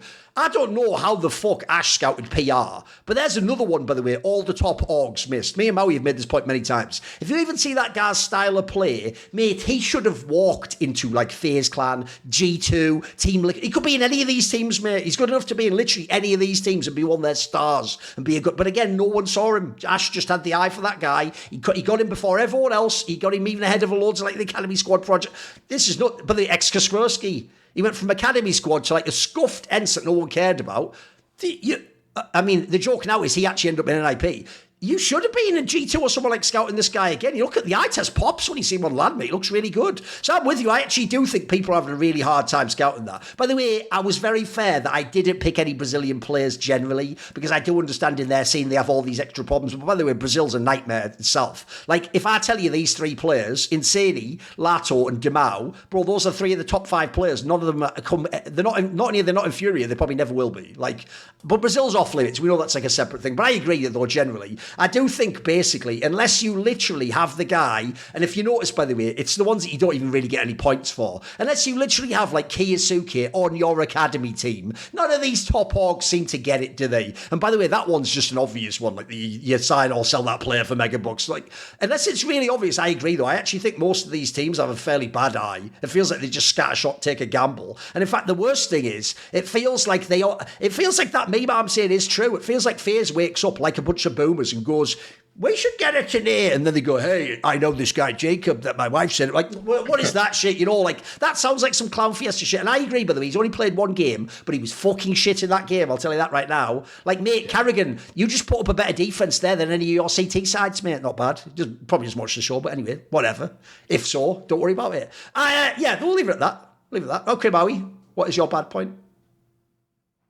Mine is that okay, I guess this is sort of, I don't know if I want to say the whole point is a straw man, but it's kind of been something that has been referred to in the past. But it's something that I know it's the worst disclaimer, but it was just, you know, I was thinking more about the 3.0 rating. I was thinking about the 3.0 rating a lot. I was trying to read a little bit of the discourse regarding it. Okay. And on the last show, we talked about some of the good aspects of it, but there's some kind of weird small sample size issues with it, and I think Nero would even attest to this to himself, that winning 1v1s in rating 3.0 is probably a little too strong. Like winning, if you get a rating 3, because the round swing you get for winning a 1v1 is like, you know, if you're a 60-40 favorite, then you get 40 rounds plus 40% or something like that. And with how important round swing is for this metric, you're going to get so many points for it. So in a way, you actually should really be the baiter in almost every man advantage be donk, basically. Situation. It's probably not ideal to actually be donk in that scenario, yeah? In fact, it's always bad to be donk. That you should always actually really wait to be the second guy, because you should either secure it, or you should either just win the round, which is great, because the 2v1 guy that kills the guy in the 1 is almost always favored, so he doesn't get a lot of rating, but he sure as hell loses a lot of rating when he actually dies in those kinds of situations. But then people will kind of extrapolate, you know, and then they'll say that, oh, so you can be a rating abuser by always baiting, but it's like, if in the long run you are always viciously baiting in a 2 versus 1 as the advantaged pair, then people are just going to say, fuck you, I'm not playing with you. Like, that's just, that should be a very quick fix on most rosters, especially when players are coming up. And I think that the idea that people are going to kind of fudge their rating a little bit by becoming a bit more cognizant of how to abuse that, because let's be honest, the way, you know, because of what we just talked about with Ne0kai's point, even about the lack of scouting, yeah, people are oftentimes just going to pick the highest rated player on some tier 2 team, and they're just going to say, now play whatever roles we want you to play because we think that you have potential. But if some of that potential was created falsely, just because it's just artificially inflated because you always baited in these situations, yeah, you can get a slight boost from that. And I would almost draw the analogy like this, that it's almost like your every single game in 2 rounds per game, you're kind of match fixing, but in a way that you only have a max winning, like the most you can win from it is like $100, because you're only going to get these very incremental victories in your rating by boosting yourself like this. Like, I don't really think over the long run, a bad point, but I'm kind of like giving a counter for it. I don't think in the long run we need to worry too much about that. I think rating 3.0 can be improved, but to think that certain players are going to just abuse rating to win a lot of 1v1s is not a bad, like, that's not a bad thing. I mean, if it even makes people focus more on those, thinking, oh my god, like my rating is so affected by this situation, I'd say that's good. I'd actually want people to play those situations even more seriously, or even feel the pressure of the moment even more.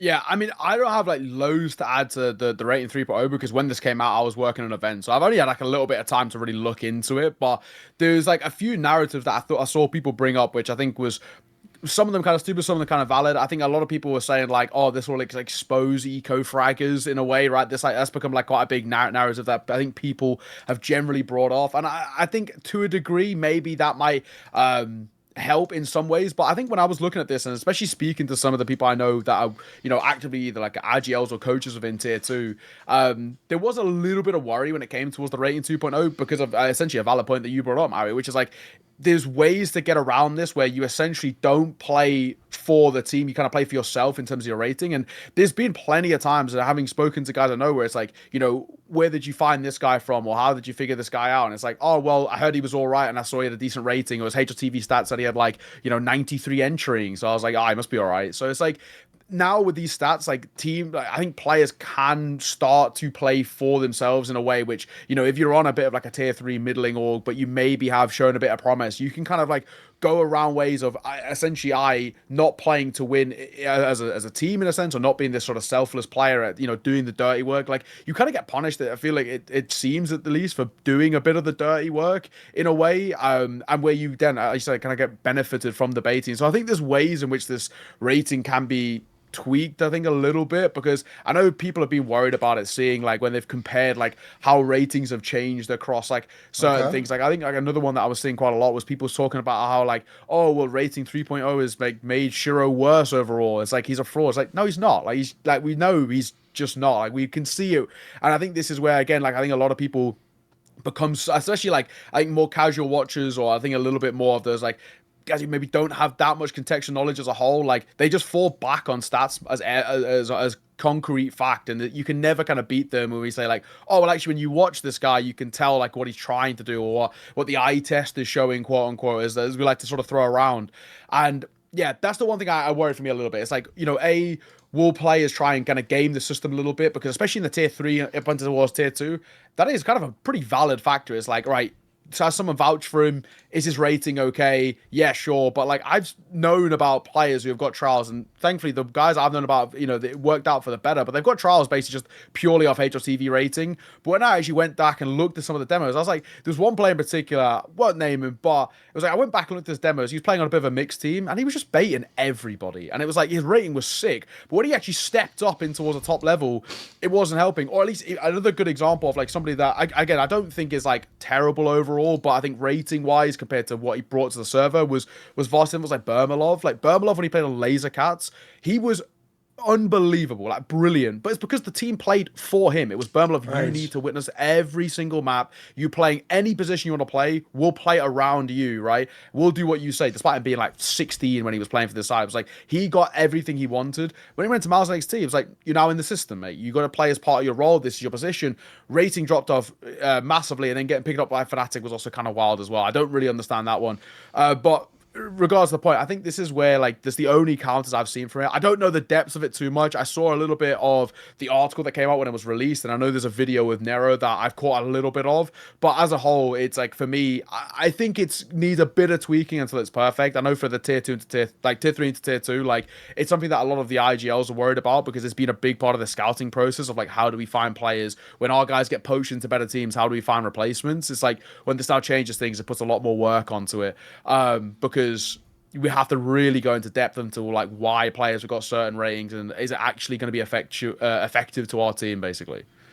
But it is sweet. There's a lot there, so I'll just grab a few things. So first of all, on the whole thing of like people judging you based on the rating, because obviously that's the problem. People are like overreacting to the people that the number dropped a lot, and then anyone who got boosted, he was secretly OP the whole time. Like, the problem with doing that, guys, is notice all you're doing is arguing about a number. You're just, again, contextualizing a number on your screen. And the reason why I have a problem with that is, you are aware, if you actually want to make a bold statement, you could just watch the motherfucking game. Crazy idea. And if you go, get ready, if you go, but Thorin, everyone doesn't have time, then you don't get to have an opinion. You are not qualified. There you go. Like, because guess what? Yeah, you never could just look at a scoreboard and know who actually was really good. You might have a vague sense if they got loads of frags, they probably had a good game, or more frags than usual. Things like that contextually obviously are markers, you know. But if you ever watched a game, yeah, there were absolutely games where players didn't have a crazy HLTV rating, but they won like some fucking insane rounds. Or like, my favourite player, I always say at the end of CSGO for this exact thing, was Magisk. Magisk used to actually have games where he'd have like 1.05 HLTV rating. I'd go watch the game and I'd be like, holy fuck, he won like 3 massive like mid-round AK duels that don't even close the round, don't open the round, but just break the whole round so that then the stars just easily win the game. Like, I was like, this is fucking OP. It's just that they couldn't account for that within the system, because the system just judged that as like, it's just a mid-round AK kill. It's just a normal kill. Okay, there's one kill, you died. You get not much, you know, it all sort of evens out. Whereas actually that was having that one kill was worth way way more than the eco kill or maybe like a random second kill in a 3K ZywOo got when he was just shooting people with the AWP, you know. So I do think that is a factor, but the problem with that, like I say, is that is why, by the way, the people who live in this motherfucking game and watch every pro game and every demo, they do get to be the experts. I'm sorry, that's how it works. That's just the nature of the system. But I understand the reason why people want the HLTV rating to be good. This is actually why I approve of it being changed, though. Here's what's funny. You're all going to think I'm going to go the other way because people know I don't like HLTV rating. I am way more in favour of this type of a HLTV rating, though. That is actually genuinely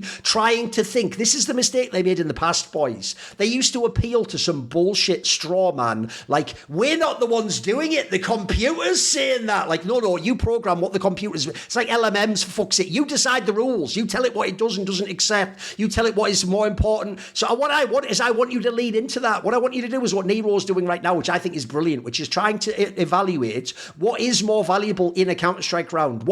A kill isn't a kill, and sometimes not getting a kill isn't nothing. So what is valuable? Is it valuable to save your gun? Is it valuable to win a 1v1? Is it valuable to get... By the way, sometimes eco kills probably do have value. Depends on what the guns are, you know. So I think the idea that you then take that and that's what you make the rating, because the rating in theory is ideally shorthand for like, what is the impact the player had? It's not even how well you play. It's just like, what is the raw impact you had on the win? I think that as a quick glance for the person who is just a casual, was at work for the group stage game, or they're just not going to watch a lower game that they don't care about. I do think it's better that becomes in some sense more accurate to what we agree is like the hierarchy of what's important. I do think it's a problem like Ne0kai saying, if I can just look online, I never watched this player play, but it's like, he's the best player in their team, I should sign him. That's a real thing. That's not a joke. That actually happens. And I'll tell you an example back in the day, because we all remember this.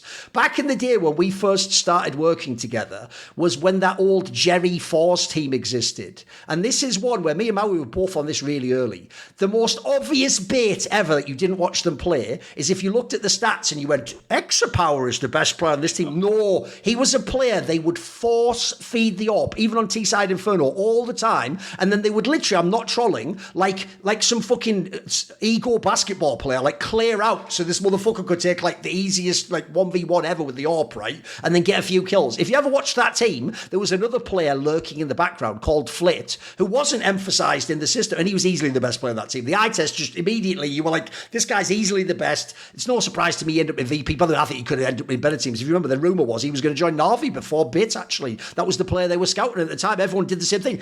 What? Flit? Like, you didn't watch the game, mate. Like, again, if you watched, that was actually like a Kiyosuke type obvious pickup. It just didn't have the raw numbers is the problem. So, no, I'm with you. I also do agree it's a good one to put in the bad as well. And on the idea that they'll abuse the rating, that's not as cynical as you think, Maui. I can tell you quite literally one of the worst things to ever happen to Pro Counter-Strike for something like 3 or 4 years in 1.6 was HLTV.org.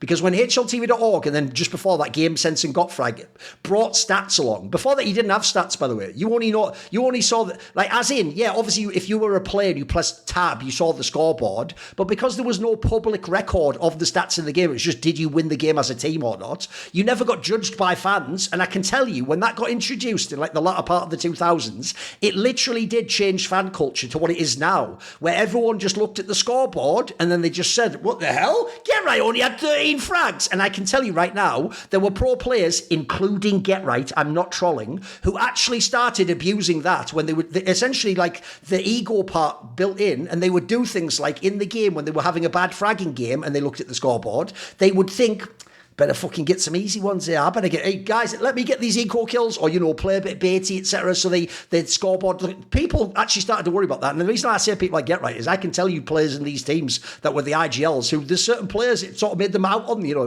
I'm pissed off for that guy because I can literally look down the line when I die and see him press tab, and then I can almost see the cogs whirring. And then he plays a bit baity in that 1vx and gets the one kill and then saves so that his stats look better. And when we lose the game, he's not going to get blamed. So it's not as cynical as you think about it. If people actually do know that this pumps you up, there will be a type of person who that will just be part of the equation when they're in an unwinnable scenario at the end of the round of like, do I go for this one? Do I go for the 1v1? Maybe now I agree. Maybe they go for the 1v1, but they just do it to pad the stats or to try and just get a tiny bit of I did something in the game when everything else is going to shit. It's not a terrible concept. You do have to safeguard against that stuff, and I assume in the future people will notice if people actually do that because it'll become a pattern in your play. Okay. Right, what about this then? Oh, also, by the way, I'll make the obvious joke. which is you might think naively that Nero's fucked us, because I always said what I didn't like about the old HLTV rating before they updated it is I always thought it was a bit biased actually to James' playing style. Well, you're going to think to yourself, James amazing in clutches. No, this is still accurate because James doesn't go for the clutches, so don't worry about it. Like I've always said the only reason James goes for a clutch is like there's a ball behind him. Like if he could have gone backwards, he'd have gone backwards. Don't worry about it. You have to trap him and then he wins the clutch. But by the way, if you force him to win the clutch, he is mega. Right, okay. My bad point, I actually teased on it before, but no one talked about it, so I purposely put it as my bad point. I actually think this isn't about the guy's team. This is about the context of the player. This is maybe the worst month I've ever actually seen of ZywOo's career, mate. Like, I've seen the whole career from the beginning. Like I say, even the, like, bad months when Vitality would have, like, you know, famously, he used to have, like, slow starts to, like, spring and stuff, if you remember, in some of the years. But even then, again, because he's ZywOo, slow start would be, like, very fucking good still. And it would be, like, more like you had one big famous loss in a series. You wouldn't, you know, you carry all the rest of the series, then you'd bomb one big series. This is the worst month I've actually seen in his whole career. Like, hearing that he's sick at one of the events doesn't surprise me. Something's just off. And like I say, the T-side numbers are way off. This isn't a player who just baits and frags people on CT side. Like, he clearly has embraced being a rifler, etc., by the way. And he was a mega fucking T-side player earlier in the year. And then another reason it's a concern for me is this. Think about the conversation we had the second Vitality stopped winning. It became that whole convoluted thing of like, now what do we do with ZywOo and Donk? What if now Donk wins all the tournaments, but then Donk also has the better stat? People are tracking like Maui, the number one race the whole year now. They don't just wait till the end of the year. A month like this really hurts you, because I'll tell you what, Donk doesn't have a month like this, mate. He has a game that's bad, he has a map that's bad. He doesn't have a whole month off like this. And I do think if you look at it, it's also going to hurt ZywOo a little bit, because even though, like I say, on the one hand, yes, they need him to win. They need him to be better if they want to win the tournaments. But it also actually, like I said about that thing before, where people who are his fans still talk like he 1v9s. This shows he doesn't. They still make the semis when he's playing bad guys. So actually, he genuinely, it is the meme of he needs to step his game up. Like, I have to see, it doesn't have to be the peak of before, by the way. They could probably still win tournaments somewhere halfway between, but it can't be like this. Like, this is the worst I've seen ZywOo play in a long time. So I've just put it as my bad. What do you think, Neo? I probably agree. You know, I think, like, in a way, like, with ZywOo's, like, career actually started, like, I started watching Counter-Strike only like a year before his, like, career starts. So I sort of followed them in the same thing, like, all the way through. I even did a piece, like, not even that long ago for kind of ESEA talking about his whole career. And I was like, I went back after EWC and I kind of looked through the stats. And I was like, yeah, like, this guy's taking a drop. But I was breaking it down. It's like, you know, you look at, like, the things that would sort of make sense when you're in a bit of a rut, where it's like, how's his level against top 5 teams, right? It's like, well, drastically drop. I think it's like something close to that 0.3 drop. It's like, it's a pretty big drop statistically. You know, top 10, similar thing, like 0.25 drop as well. But it's actually when you see him against teams that should be a little bit more of an easy win across the board, where ZywOo would, like, in the past put up like generational numbers, right? Like group stage games against like randoms, so kind of what quote unquote, kind of from like the tier 1.5. And it's like, even then we're still seeing ZywOo where he's just not as like clinical, not as lethal. You've touched on it a little bit, especially in terms of his T side, but one thing I was noticing, he seems to be, especially when he's in a bit of a desperate position as well, picking up the sniper more than he usually would. At times he would kind of go in for this crux, where it felt like, where it's like, okay, like, if I need to do something here, I know on this T side I've got this rifle. But I've seen him at times now where it's like he's a bit flustered or panicked, and it's like, right, I'm going to just try and change up the variation, see if I can flip the script a little bit. And it's not really working. So yeah, I think this probably is like the worst we've seen from him, at least like from his like proper pro career starting. Obviously playing in a few mixed teams, you know, coming through when he like really started making a name for himself. Like, he was like out the gates, like in open, like dominant. Everyone was like, who is this kid, basically playing for like a random team. But like, even when we're talking about like the proper like paid professional, you know, he finished school and all the rest, like, this is a guy who was like out the gates incredible. Obviously, you know, we know how many like kind of like top placings he's got in terms of like the HLTV overall ranking for the year and whatnot. You look towards him now and it's like impact way down, you know, just in general, like the vibe, like the aura, the scariness of this guy is way down. Now we're like starting to fall back on like, who's the other players to step up and like kind of take the reins a little bit, because we're not seeing that ZywOo. It's like, right, we need Robs to be putting up these numbers now, or we need Flames to get back to his individual form that he was at, or Mezzi's having to put on a little bit more of a carry performance than he should be required considering his roles. And we're now kind of going into games where it's like, you know, you even seeing where like Orpas on the flip side, especially when you've got ZywOo on that CT side, it's like Orpas who on that flip side are so confident taking fights against what would traditionally be his positions, because they know they've kind of got a bit of an edge on him right now. And I think whether it's like a mental thing or it is just, you know, again, like the thing, external factors like the flu or whatnot, but this is tough for him. The issue that I guess the flip side to this is that there has been times where we've had like tournaments where he's not been good, or the one-off like hiccups along the road. He's generally speaking very good at bouncing back, and he has this kind of like sharp, like I'm here, like relax. It was just a bit of a one-off.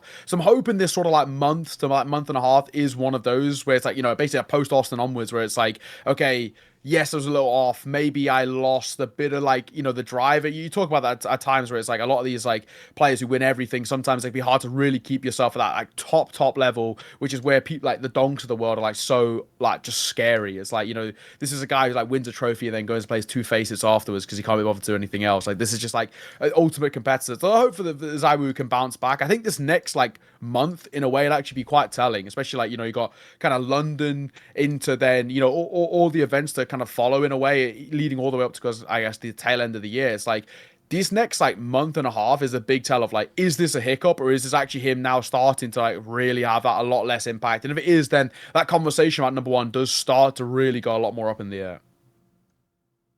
Yeah, I mean, I feel like people will rightfully just kind of hear last month land top 20, he has a 1.2 and be like, wow, it's still really good. What's the deal? It's really versus the best teams that you should be concerned. It's not really actually the overall number, because like a 1.2 for the year would probably still land you top 3 in the world. Like you're still behind, like that's like Monte's entire year basically. But it's just that, man, like I know the third place cider doesn't really mean the most, but going sub 1.0 KD on every single map, that's not very ZywOo like. To go, he had under in the series that he played against really elite teams for this season, which is Mongols 3 times, Maus once, and Falcons once. Only 2 of those series did he have above a 1.0 KDs. And when watching him, I don't really think, I just feel like, it's hard to say. EWC, I think, is weird because I think everybody was really sick. Like I'm being like, and I know that seems like some kind of cope because people have been sick in the past, but legitimately, almost every single broadcast talent at Bounty got sick. Like Vu got sick, Scrawny got sick, Hugo got sick, Harry got sick. Like everybody got sick. Like I'm really lucky. I take these fucking LA fucking multivitamins or some shit, some California bullshit like that I'm just on. So apparently it has like a shitload of ingredients in it. And I guess I was safe, but practically everybody got really sick. And then like Spirit got sick, Vitality got sick. Like everybody that got deep into the bounty also got sick. I don't know why that happened, but maybe we should all just vax up, guys. Get your. No, I'm just kidding. Just fucking around.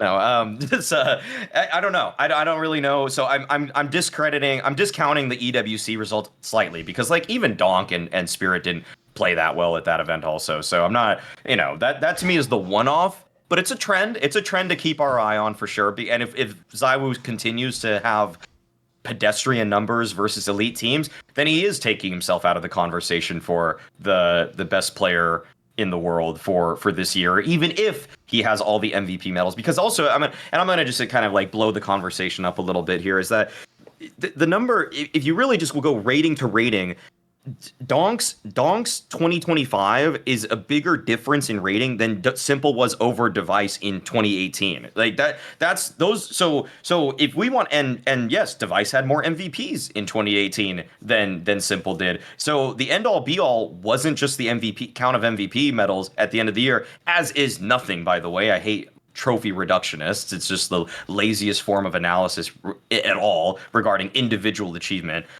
So if he continues like this, then I think the case is going to start closing, because as of right now, Thorin already mentioned it. I keep up my ongoing list of the top 20 roughly players of the year at all. Like every 2 months, I update that list. And right now, Donk is my number one at just the number, like what he's produced even in losing efforts at tournaments. Yeah, he doesn't have all the hardware that ZywOo has this year, but Donk's been a much harder carry for Spirit than ZywOo is for Vitality, where other people can step up for Vitality much more readily. Whereas Donk, it's pretty much, again, the famous stat that he's only had a single series all year where he had a beneath a 1.0 rating and they won. And that was online, by the way. That was an online match. So even if you did the land filter, that stat still persists to this day. Whereas ZywOo can have the off game, and he can still win, because everybody on his team has. I mean, they've actually proven that they can win despite him at times, even though usually they don't have to, of course. Yeah, but by the way, that joke even works both ways around. Technically, what you could also do, Maui, the other angle of that joke is when someone posts the tweet like ZywOo's playing worse the last month, he's been sick, you just reply, faxed. Like, that's the other meme, isn't it? Yeah. There you go. It works either way on that one. That's how that one worked. Okay. Yes. So going on to the ugly points, right? This in theory is one where you're gonna have to be. Obviously, I know the points. You're gonna have to really state your case to this one, Neo, because obviously people do talk about a lot of these quite often. But you're coming from your own perspective. What is your ugly point? Yeah, so my ugly point is, I guess, sort of like tier 2/tier 1.5 TOs and like the way they're running at the moment, right? So I think this comes, I think, you know. By the way, on this one, for real, assume no one knows anything. Like, give us some of the like behind the scenes. Like, we probably don't know some of this stuff, mate. So give us it, yeah. Yeah. So I think like a lot of this, like the big catalyst for where this conversation started to come up recently, of course, came from the Lewis Mirrors article, right? Yes, you know, the Yellow Compass one. Yeah, exactly. A harrowing read about kind of like what is actually like where Yala is, and sort of like, thankfully for me, I got out a long time ago with Yala, so I'm not affected by any of this, but a lot of my colleagues are, and it is actually an unbelievably common thing now. Like, we've got kind of a bit of a weird thing where it's like you look at actually like like TOs that are now like kind of kicking around at like the sort of tier 1.5, tier 2, like, but like the running land. So Yala, first and foremost, is like the first line then moves online, or like at least for the talent, and then it's like the second one obviously now cancelled because they've gone bankrupt, and it's like talent, production, this, that, and the other. I mean, so many staff like unpaid, like an absolute like mess of a situation. But like at the same time, like the owner's still posting about like what like shitcoin they're investing into. And it's like, oh, fantastic. It's like brilliant. It's like these guys have still got all this buckets of money, but nobody's being paid. And that is a bit more of a common thing. We got kind of things like, you know, Sky Esports, who like obviously kind of like ruined a lot of their rep in terms of like how it worked. Like the idea and principle is really good, but then the execution wasn't, which I'll get to in a second. Yes. And you got like TOs like Mesa, for example, of course, have just lost their VRS ranking due to breaking Valve rules by asking teams to pay up front to enter the tournament, like mental things like that. And then there was an article like ran just yesterday that Fissure have massive financial issues, ran by BO3. So it's like, you know, you've got like a lot of the what would be the prospect kind of like tier 1.5 lines, which are like the everything outside of what I would kind of say like the big three, which is like, you know, your ESLs, your Blast, your PGLs, and then like, you know, obviously like StarLadder are now back into the fray as well, but they obviously kind of, the first tournament didn't run, and then they've got the second one coming up as well, but then some of it's online and whatnot. But you got kind of got that big three in a way. But then, you know, outside of that, it does become a little bit of a Wild West in how things are running right now. So, you know, we saw kind of the reaction to the Sky Esports stuff, like severe delays, not the greatest like conditions, let's call it, and then obviously on top of that as well, like late payments for like a lot of teams and players, and all the mess that happened over there as well. You got the Mesa stuff, which is kind of you know, a big deal. Like, you know, obviously it definitely just seems like it's basically financial issues seems to be the problem there. But I think the kind of where I come from this is like the whole point of the ugly thing is actually the way that these TOs run.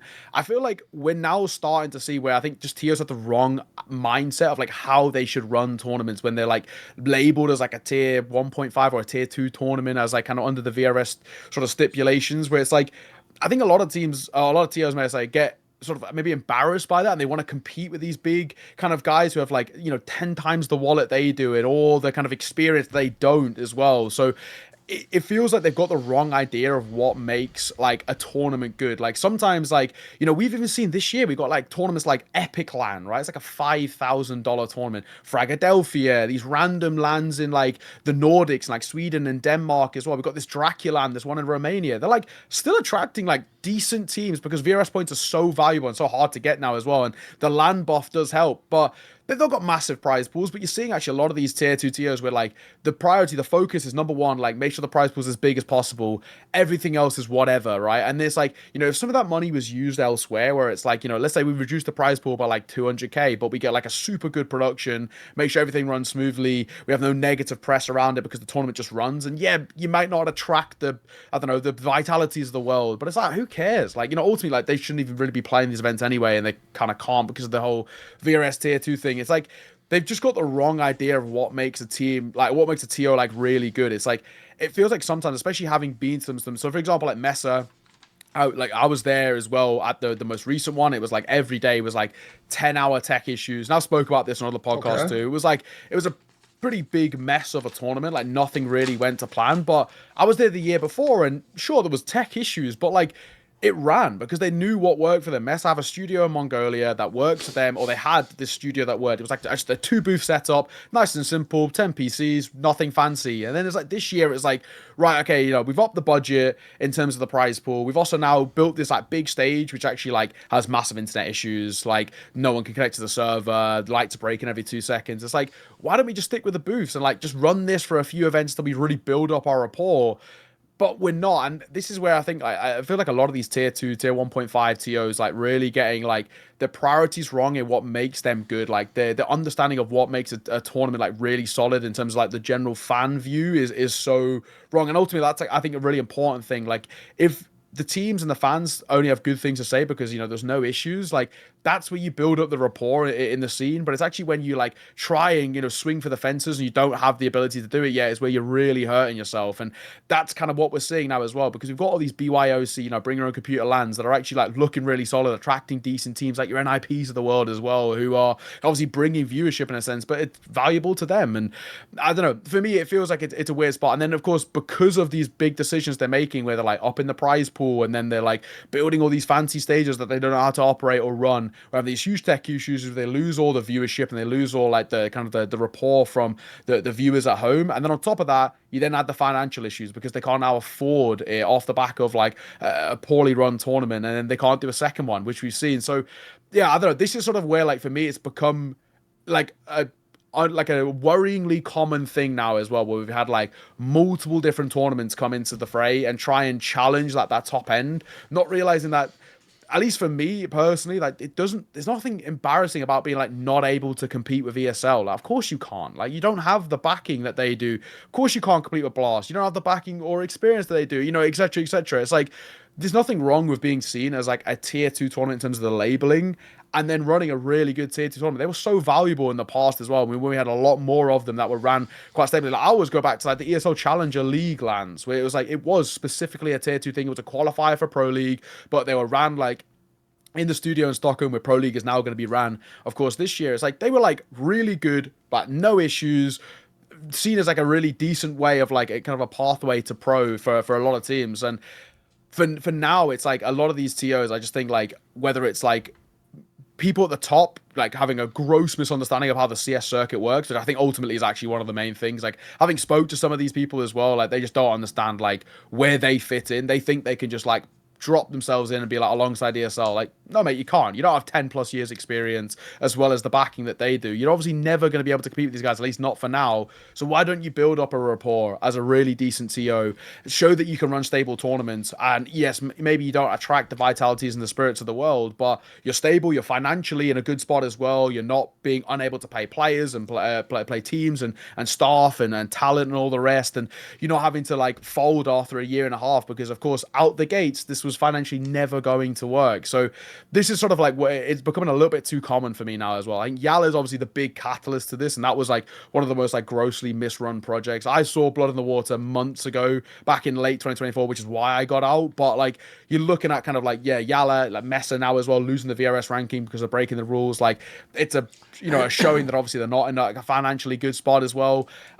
It's tough, man. I feel like, you know, as well, and Sky Esports, it's like, you know, trying to maybe hit a little bit too like go for the fences in a way where it's like, let's just like get a bit of a foundation built here, right? We're building up an esports scene in India, which already doesn't have one really in Counter-Strike, if we're being frank. They've got like one team that's not even a team anymore, of God's Reign, have obviously disbanded and gone their own way. So it's like, right, let's build the foundations a little bit here. Let's like start showing that we can run like maybe slightly smaller lands with slightly smaller prize pools, and then financially be super sound that in the future, when we've proven that we've done 2, 3, 4 lands at a little bit of a smaller level, 8 teams, keep it nice and easy, nothing fancy in terms of a stage, maybe even just keep it a studio land. That's another big thing. A lot of these like tier 2 ones are like, right, we want to go into like a 5,000 person like arena. It's like, okay, sure, but have you ever done an arena? It's like, no, but we'll figure it out. And obviously they don't, right? So this is like for me where I feel like a lot of these TOs, like it just feels like they need like a consultant behind them, of like somebody who has like experience of understanding like where their place in the ecosystem is and where their understanding of like how this,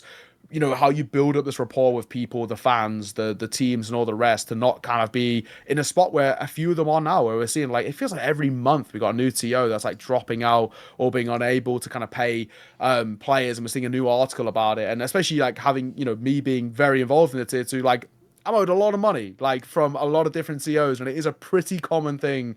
And unfortunately, you just kind of got to accept it, because they're like, you know, it's either, you know, even down into the bare roots of the UK scene, like Insomnia, like, you know, not being paid from them, never going to be paid from them, right? You know, it's like, you know, all the way back to like TOs, because they just grossly misunderstand like where they stand in the grand schemes of things. So yeah, my ugly point is, I think like in general, TOs within like tier 2 and tier 1.5, like I feel like need to like take a bit of a step back and understand where they stand as a whole, and not try and compete with TOs that they definitely don't have a standing with.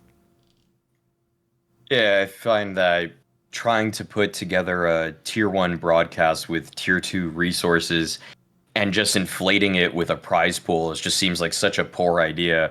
But it's usually, from my understanding, regular sports or business people, they don't take esports very seriously, and they think that they can instantly just jump in and be a big fish in a small pond, when the pond is much bigger than they had first expected. So they get a very rude awakening with what really goes into this space, that this is a billion-dollar industry that is all international at this point. You're not going to just instantly become a big dog in it by just throwing some money at it. And I like your idea that what these TOs should probably do is just earn the good graces of the community at first through smaller events and efforts. Like, weirdly, this year, Fragadelphia is kind of putting itself on the map in a very strange fashion, because it's just a LAN that isn't always even run perfectly. Sometimes they do have delays on the first day, but it has. They know the tournament's going to finish.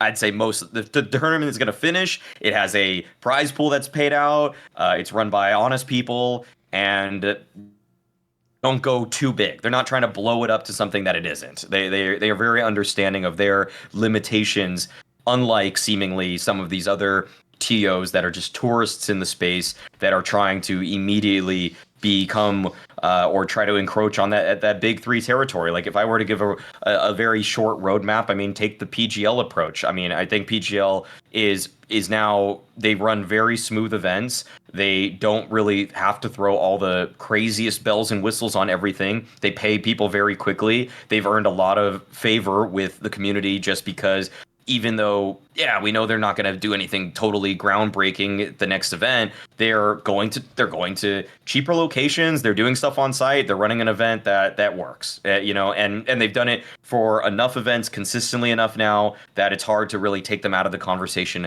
of the bigger TOs. Whereas I'm not really sure with Fisher. I don't want to say anything negative about them, but they're going to put on a bigger LAN or a big arena later this year. And for you know, some of the like Perfect World and stuff like that, like they seem like they're kind of on the fringe right now. But for the y'all compasses out there and everything, like just probably the best advice is to just like scale down and slow down. I think the way that it's being framed is actually an interesting angle, more so even than like these companies not having the money and all the shenanigans they get up to. Because I actually agree, the main problem they're all having is they're actually acting, whether they believe it or not, whether it's a part of the scam to sell to the investors and try and get sponsored. They're acting like they're going to actually, for real, just like elbow blast an ESL out the way and get in the front of the trough, and then they're going to be number, like, which is not only delusional, like, but you have to understand what it took for those companies to get in that position. Like, one of the things, like, if people don't know some of the shenanigans, he referenced some of it. Like, one of them is like, you announce the tournament and then magically the group stage becomes an online group stage because you have to, that just tells you had cost cutting measures, or you fucked up the visa timing for people who attend the event, so you have to get a couple more weeks or something. So that is obviously outrageous. Like, you already made your event a clown show as soon as you do that. Then there's the whole thing of like what they do with talent. By the way, I think the talent angle is another example of where they don't quite know in the cargo cult thinking, what is it that makes a big event a big event? So at the moment, all they do is they think the master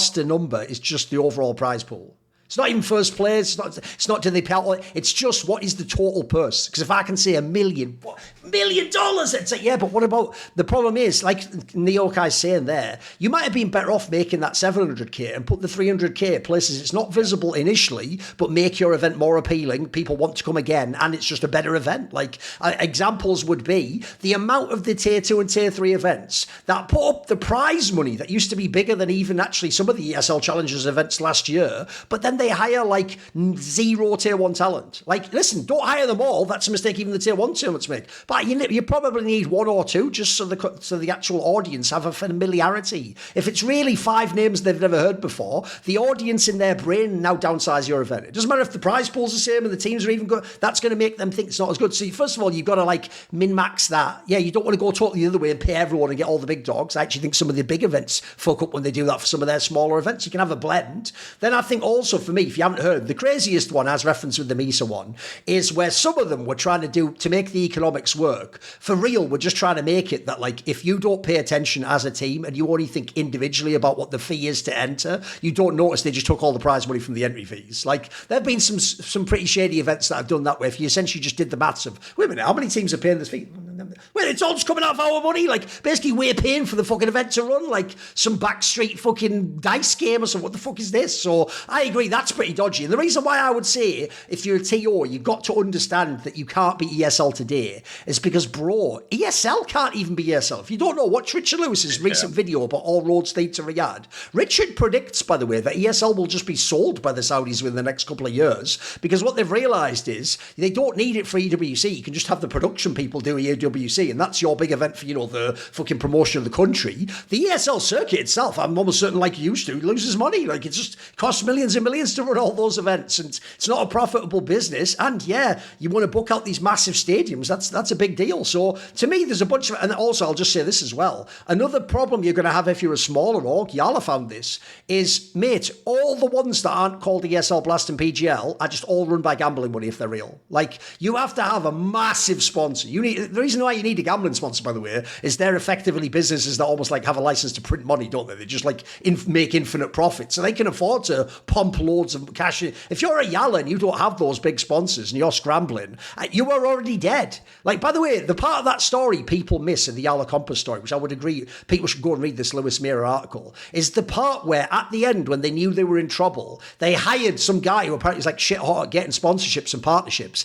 He even got a partnership, but here's why, as I said on the Four Horsemen, that could never have worked. That was a total misunderstanding of the way the industry works. Because even if he'd landed $1 million deals, you don't get the money like the next week. You might have to wait 3 months to get the money, by the way. So you're always operating on, like, you know, your past budget, you're planning for the next one. By the way, even massive TOs are sometimes, if you notice, every now and then have to like downsize an event or change the location or even cancel an event. But you have to do that in advance when you're balancing your book, because you don't ever want to get to this point where you just can't pay people out. So I do think people misunderstand. And I agree, actually, I would tie it all back to what he said earlier on, which is if I was the tournament, that basically, first of all, I would just understand and not be an idiot. I would understand right now, ESL's number 1, Blast and PGL are sort of in the number 2 spot, but those are the top 3. I'm not going to be top 3, but I'll tell you what, let's go for number 4. That would be my first goal. If I'm going for number 4, I totally agree with you, Ne0kai. The first thing I would do is take a bunch of my money or my focus and I would put it on things, I think this is super shrewd, I would put it on things that might not even be visible on camera, things like how you treat the teams when they come, or how you, like, for example, how good are your admins? I'd have like the most shit hot, like super good LAN setup. I have it all clear. It's never delays. There's never like amateurish problems with the internet. We're never in like a fucking location I've never been to, so I don't know what I'm doing. I'd be working with, you know, the same people. It's why I actually do appreciate that some of the people who do the events in Serbia do it at the same place every time. They get an area that everyone knows they can do things there. You can hire the local crew of people. The reason I would do all of this is what I would want is that the team doesn't make the choice, is this enough prize money to risk going to this event? I'd want the teams that came, that when they're in a position to be top 10, to go like, actually, that's just a really well-run event. Like, that's a professional event that we go to. It has all the standards we want. It's way better than some rinky-dink event that has $1 million for it. And also, we know we get paid. We know there's recognizable talent there that the viewers are going to care about it. I would care about the product in the short term more than thinking you're going to just get crazy numbers and you're going to hit it out the park with a home run and suddenly you're going to be number 2 behind signed ESL. You might not be. In fact, it's very unlikely you will be. So I also just think it's wasting your energy putting it into some of these other areas. Like, you're not going to be as good as them at doing certain things. So there are smaller things that aren't as sexy. I agree that if you nail, the difference is it'll have an impact on people's experience and they'll think positively about the event. I mean, I've always said this one. I'll give you this hasn't. If you're listening as a TO, pause at that point. The rest is just a personal whine now. But I will just give you a random piece of advice, and they'll never listen to me because I've told them all, Ne0kai. But I'm not even trolling. If as a TO you take your current event setup for your talent and you even take 500 euros. Notice I didn't say 50k. I mean, you've got $1 million prize, but 500 euros upgrading the food quality in your fucking green room. The talent now think your event is 5 times better. I'm not even joking. Yeah. Like, if it's bare bones, they're going to do the event right. But these small things, creature comforts, actually for real affect how you think about your experience, how you thought the event was, how you much. By the way, the great thing about the 500 euros example I give theirs, it's fuck all money. That is an absolute drop in the ocean. But to the talent, then they feel like taking care. Same thing with the teams, like I said. If people don't know, the real way E-League, by the way, broke into being a big TO wasn't the prize money. It was that if you ever went there, look, they went the other way because they had a massive budget. But what they did essentially that a lot of people won't know is they took the best care ever of the teams when they were there. They put you in like an amazing hotel. Everyone had like a personal shuttle that took them to the venue, always on time, in a professional manner. Everything they did was so slick. It meant even though the event was nothing like a major at the time, like the E-League season was just in a studio and it was like in theory, it shouldn't have been that big a deal. But if you were a team, you loved that event. In your brain, like if someone said, do you want to go to that event? You'd instantly answer yes before you even thought about it because it just felt so comfortable. You felt taken care of. These are things that matter.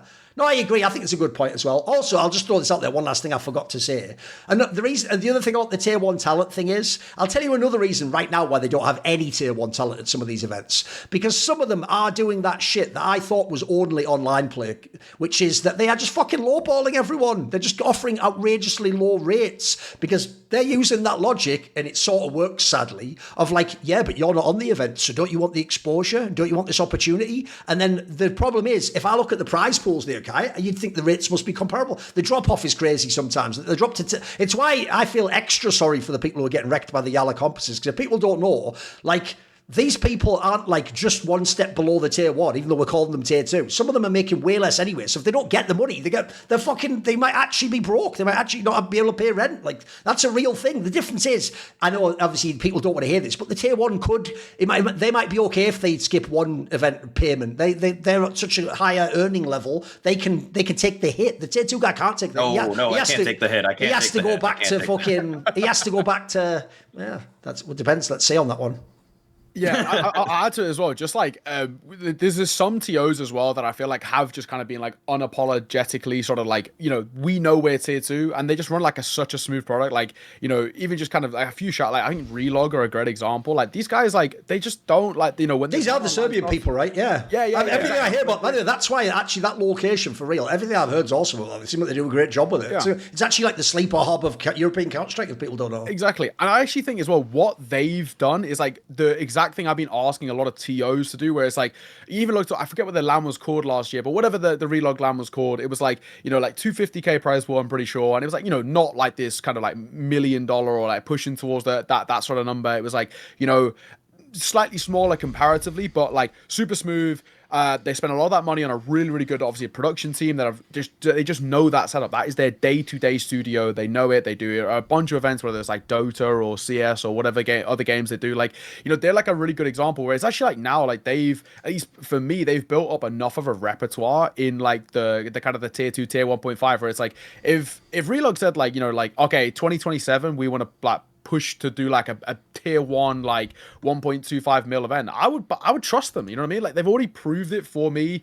They've already done more than enough to say that this is the like a TO that like know what they're doing, they know where their comforts are, they've got the experience now as well. So yeah, like they're like a great example of where it's like, you know, TOs like that, and it's like, you know, even like in towards like your CCTs where it's like they know they're, you know, they know they're tier 2, like your Thunder picks, like they know they're tier 2 until they get to the LAN, of course. But then again, like the LAN that was held last year was in Berlin, if I'm right in saying, like, again, like really cool, budget spent in good ways as well, and like for the most part ran super smooth. So it's like they just like understand the fundamentals of what makes an event good, rather than like, right, here's $1 million and like maybe the game might start in 8 hours and we'll see, and hopefully we get there, and maybe like, you know, you guys might have like you know, a stable connection to stay in the server for more than 5 rounds. So yeah, like the stuff you're saying, Duncan, where it's like, you know, like get a really good admin, get a really good production team, like just like take that off the prize pool. Like having this thing of like, you know, the posters of like $1 million prize pool, like it's not as impressive as I think they believe it is these days. It's like, you know, I'd much rather see a tournament like as a whole. Like I'd be more impressed with like a 300k tournament that like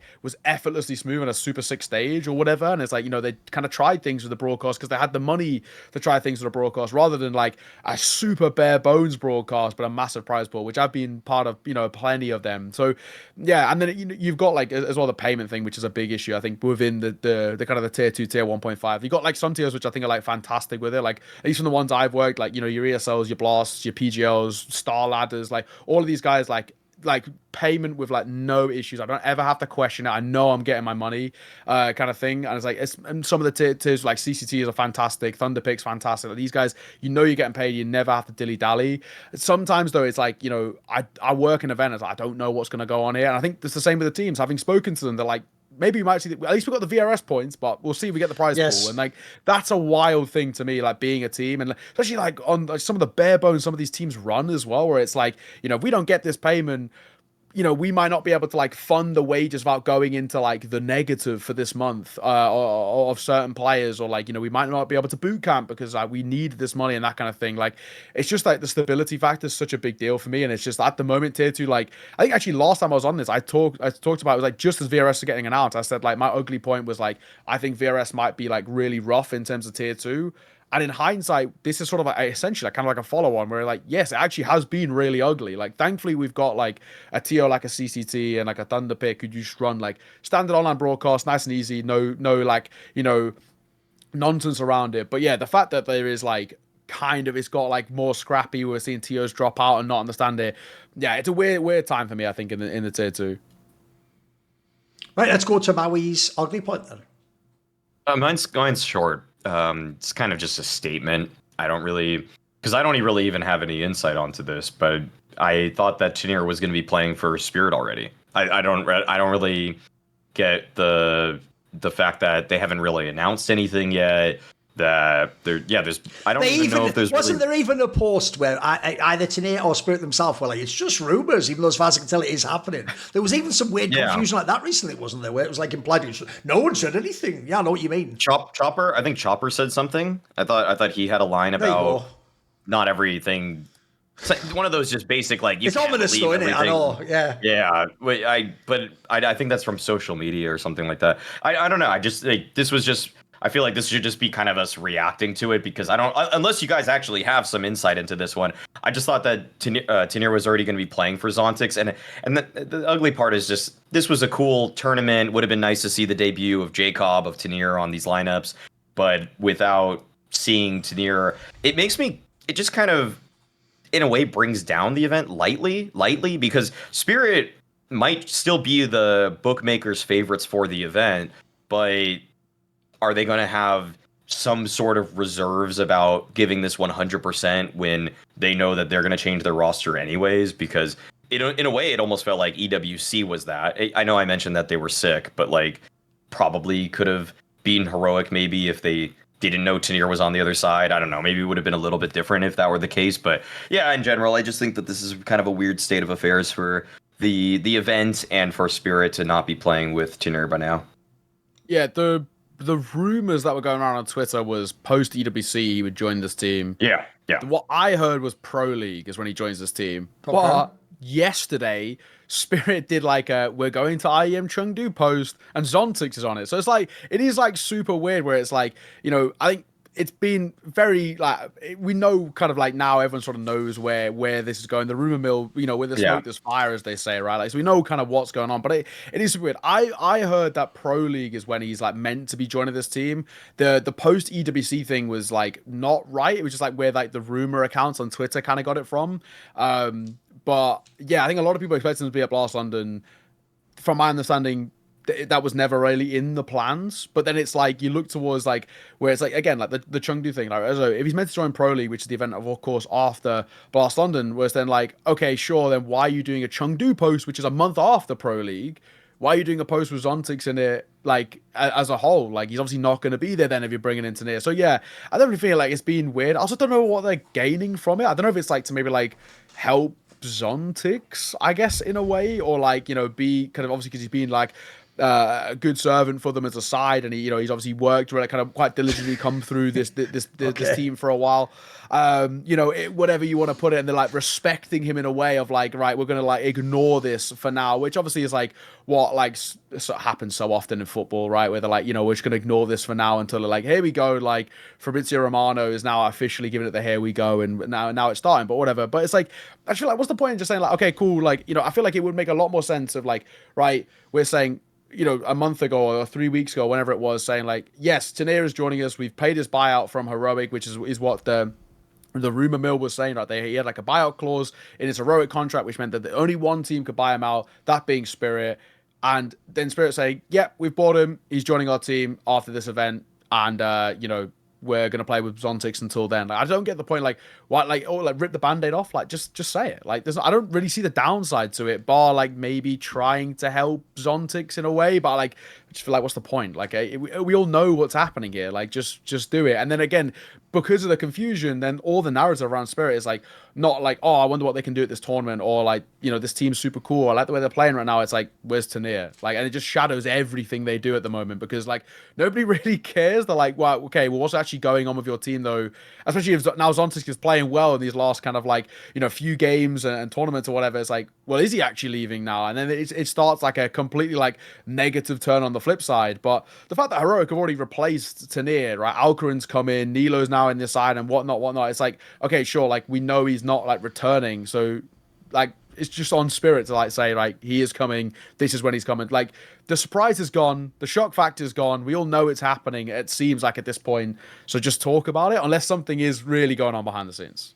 It's also just a bummer for me, because if this indeed, like, look, at the moment, the one thing that does seem like it's happening is Tania's joining Spirit, and at some point he will be in their starting lineup. No one knows any of the rest. Will it be ZywOo? Will it be Zontix? No one that technically knows any of these things. Technically, we don't even yet fully know what event he'll join. But I know what the bummer is this, even though, yes, Spirit at the moment wins all the events, so I guess it doesn't matter that for them. For me, when I know a move's going to happen, I want to get past this roster already. I want to get to the next one, see how good it actually is, and will this be the number one team? And by the way, will he be able to perform like he can? Because by the way, if people don't realise, this move is only below the Kiyosuke to Falcons one for excitement for me. Like, I actually do. I said it on Hot Take Point Made when it comes out. I look at this move as like, bro, this could be the move that makes Spirit of the era and be like the clear number one team. And suddenly Donk has like his own ROPS, as it were, to be like another superstar fucking talent. And then they'll be cracked out. They'll be fucking unbelievable. But obviously we're waiting to see what even is the 5-man lineup. When does it start? When does this guy actually get to play? Because another problem I have is this. It'd be one thing if what they hadn't negotiated is when does he leave Heroic. He's left Heroic now. What's now? He's just going to sit on the bench for a few events. Well, one, I would like to see him playing Heroic. Like, I actually like to watch this. If people don't know, this player is one of the best players in the world right now. He's actually like one of the better like players to break out this year. So everyone wants to see him play. And in terms of all the rumours, I agree. It's just completely confused right now. Like, first of all, the whole thing of like, there are some rumours, right? You know, one thing I'm actually pissed off at, I should have done this as like an ugly point on a past episode. Does no one remember? I know you all don't. You've all memory hold it. Do you remember when MongoZ had the audacity to do that comment where he was sort of like, Kiyosuke's joining our team or something, and then he just joined anyway? Yeah, people then tried to tell me, and I'm so bored with this generation, like, he's just trolling. Sometimes he just trolls. That's called lying, you fucking dickhead. When you intentionally deceive me with me having no way to know whether it is correct or not, that isn't a clever trick. You just lied. Like, by the same logic, by the way, you could just say you're dying the next month, and when I put a message like, oh, you had a great career, oh, just trolling. How am I supposed to know? What's the gag? What is the gag when you do it? So anyway, that doesn't help, by the way, people like MongoZ. You're actually making it harder now in the scene, because we want to be able to trust teams. Like, if Chopper or someone tells me there's rumours, I want to go, oh, actually, maybe there was an irresponsible journalist who leaked some information they didn't quite have, or maybe they guessed, maybe they thought, oh, well, he's not going to join EWC, and I guess and then they've just done some weird calculus in their own head. If that's true, I want to be able to trust the fucking player of all people. You're supposed to be a direct source. Again, just say no comment if you don't want to talk about it, if it's not right, because I get by the way, the Chengdu one I actually do get. get though, Neo, which is this. If you haven't yet figured out, or it's just not official, when Zontix leaves the lineup, it is hella disrespectful to him to just like put the other player on the fucking thing. Like to me, you just put that graphic up because so far you haven't initially actually acknowledged he's joined your team yet.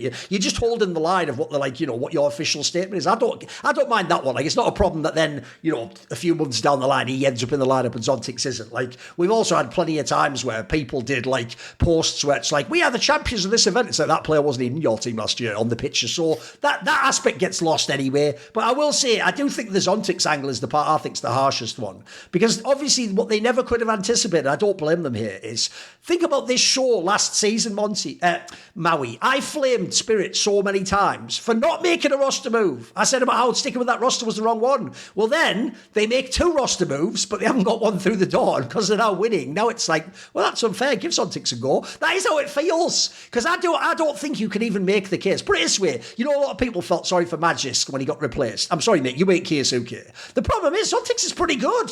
Like, he's actually a pretty good fucking player. And he's going to actually potentially lose his job now. And the joke is, because it's even more lands, bro, I have to ask this question. If he really somehow wins like 4 out of 5 lands, does he really get fired after that? Like, I have to say, the more lands they win, the more that I take a different topic we've had on this show before, and I start to think, I don't care that ZywOo was the most recent addition. I think if they keep winning with Zontix, I think you have to actually sit down and ask, even though it's mental, do we just bench the ZywOo guy and keep Zontix and Tanae? Maybe we do that lineup. Because at this point in time, like, it's starting to get, so it's like, put it this way, I'll give you the analogy they lied about, in my opinion, with Nilo in Heroic. You know what they said? But he'll be able to fight his way back in the lineup. Zontix is already doing that. He's in the lineup now and he's fragging people. Like, at what point does he just get to stay in the team? Because that's the other thing you'll notice that is awkward about this whole scenario. We all know Tanae's joining, so he's already in the lineup, and we presume Zontix is benched, but there's zero information about Zontix. No one even knows, is he technically benched, by the way? We've all assumed that.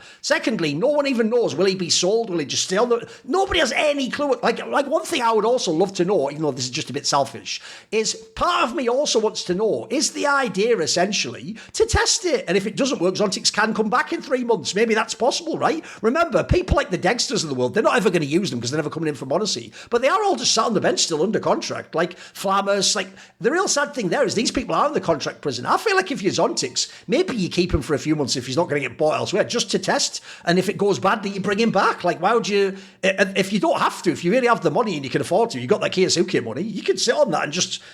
And if you make the wrong decision, you can reverse it, as it were, or as I say, you can do the 5-man lineup no one's considered, which is the one with Zontix instead of ZywOo, and then Tanae does come in the lineup. The real reason this also is a bomber, by the way, is because, like I said at the beginning, this is a slam dunk move. This move looks fucking awesome. I can't wait to see Duncan and Tanae play together. I think that could be one of the best fucking duos we've had in Counter-Strike. It could fucking wreck the game. And also, I want to see that team play the Vitalities and the Mouses and the fucking Falcons. That is going to be cinema box office, isn't it? So no, I'm with you.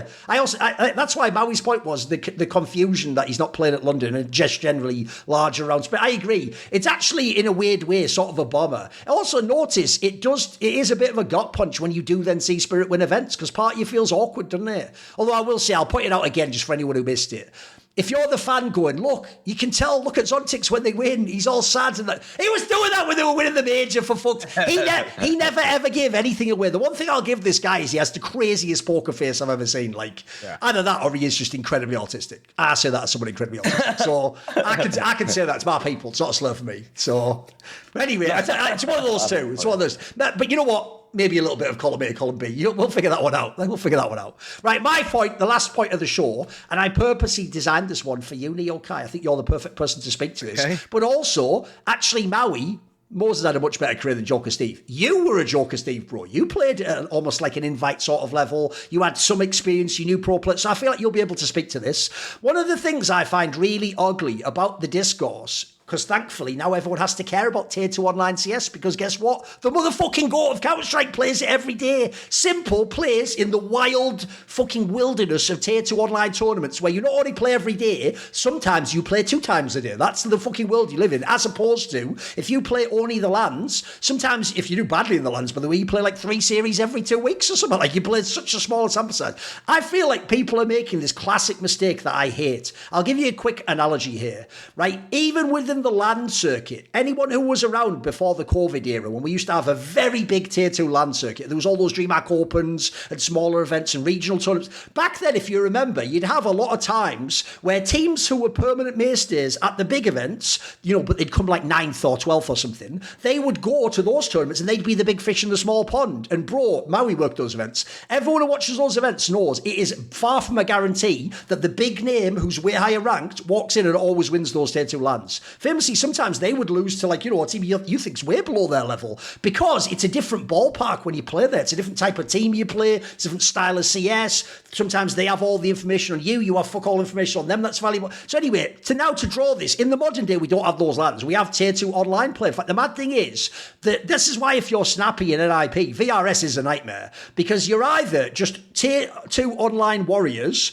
but the second you might get 2 VRS points up, you're at all the LANs. But the difference between those two is night and day. And so the problem I think we're having is when you see people discuss Simple dominating the tier 2 player now, or early on when he'd have the odd bad map going, see, he must be washed, he's playing tier 2. I don't think they know that it's a different game to play online Counter-Strike like that. Especially, by the way, I even think the fact you play every day makes the games have a different level of importance. And I feel like people do play really free in those matches. I have seen some players that I'm telling you suck on LAN, who they will toast some of your favourite pros if it was an online game.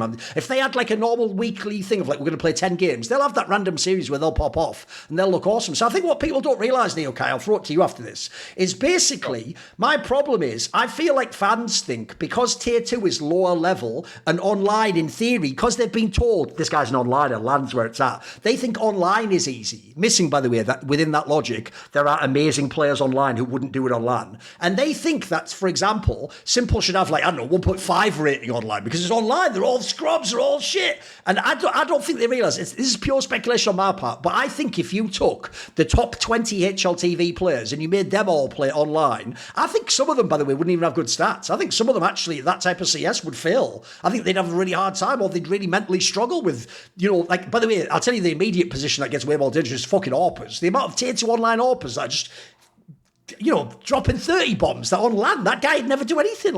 There's a reason on LAN, we all struggle to get a list of 10 AWPers, but online, mate, you'd never know that. You'd think it was the old days. So what do you think about this? Essentially, the ugly point is I feel like people in general in the scene, unless they play or cover the scene, don't understand that tier 2 is its own battle. You know what I mean? It's not just worse Counter-Strike and then everyone good should, dominate it and it's easy. By the way, that's one thing I'll just leave it on. It's not easy as far as I can tell. Yeah, so the tier 2, as a player, is it's brutal. I've spoken to so many of these guys, especially ones that have had really decent experience. They've either kind of been part of a tier 1 team and then are now dropped into towards tier 1.5 and sort of got their thought of what's it like in what is fundamentally seen as a step back career-wise. Yeah. But a lot of these guys, what they'll talk about is you become excellent. If you're an IGL, for example, and you've IGL to tier 1, then going to tier 2, you become so good at mid-rounding because every team is so unbelievably rogue. And then the things you're talking about, playing a game a day, even on top of that, there's teams that play 2 or 3 games a day. And if you don't include the player break where there's a few tier 2 tournaments around, but a lot of the top teams. So for example, we're on the 240th day of the year right now, right? As of today. Sashi have played 294 maps of Counter-Strike.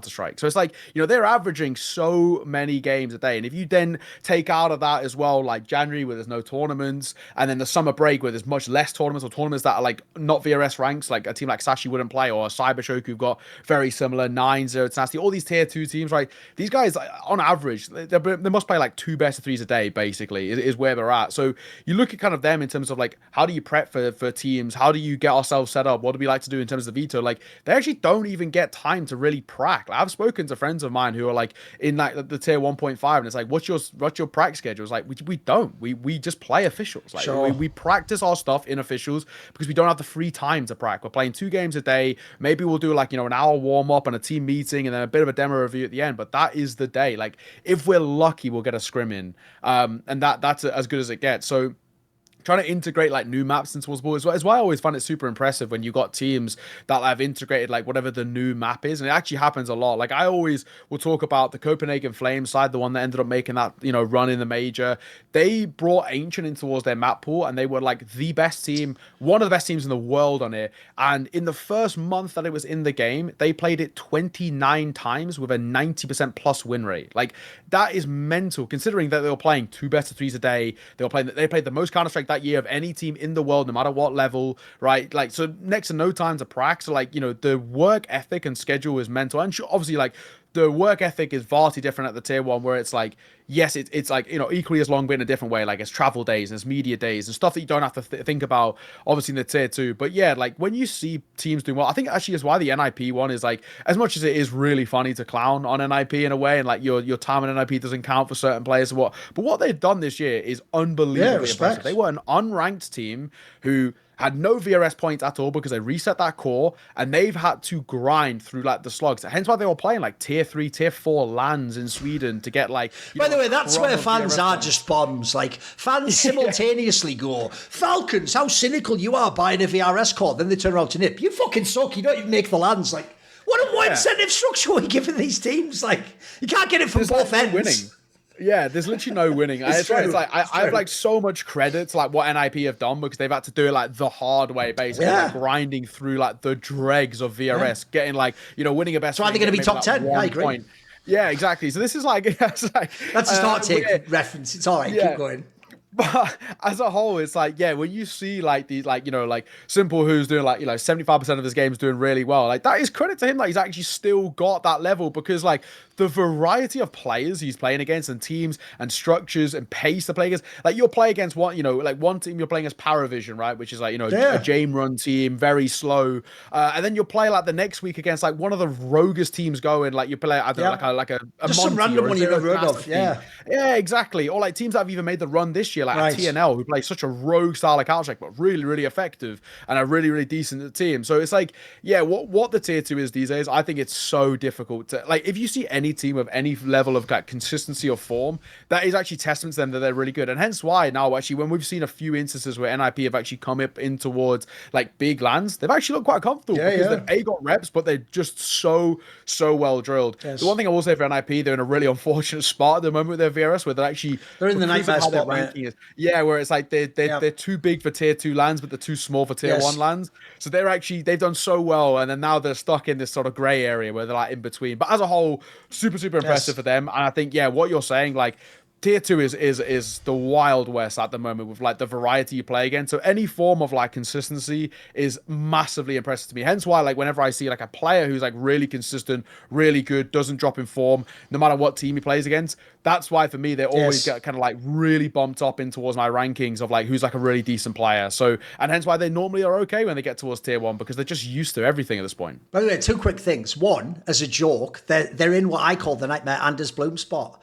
They're not getting all the tier 1 lands, but they're too good for tier 2.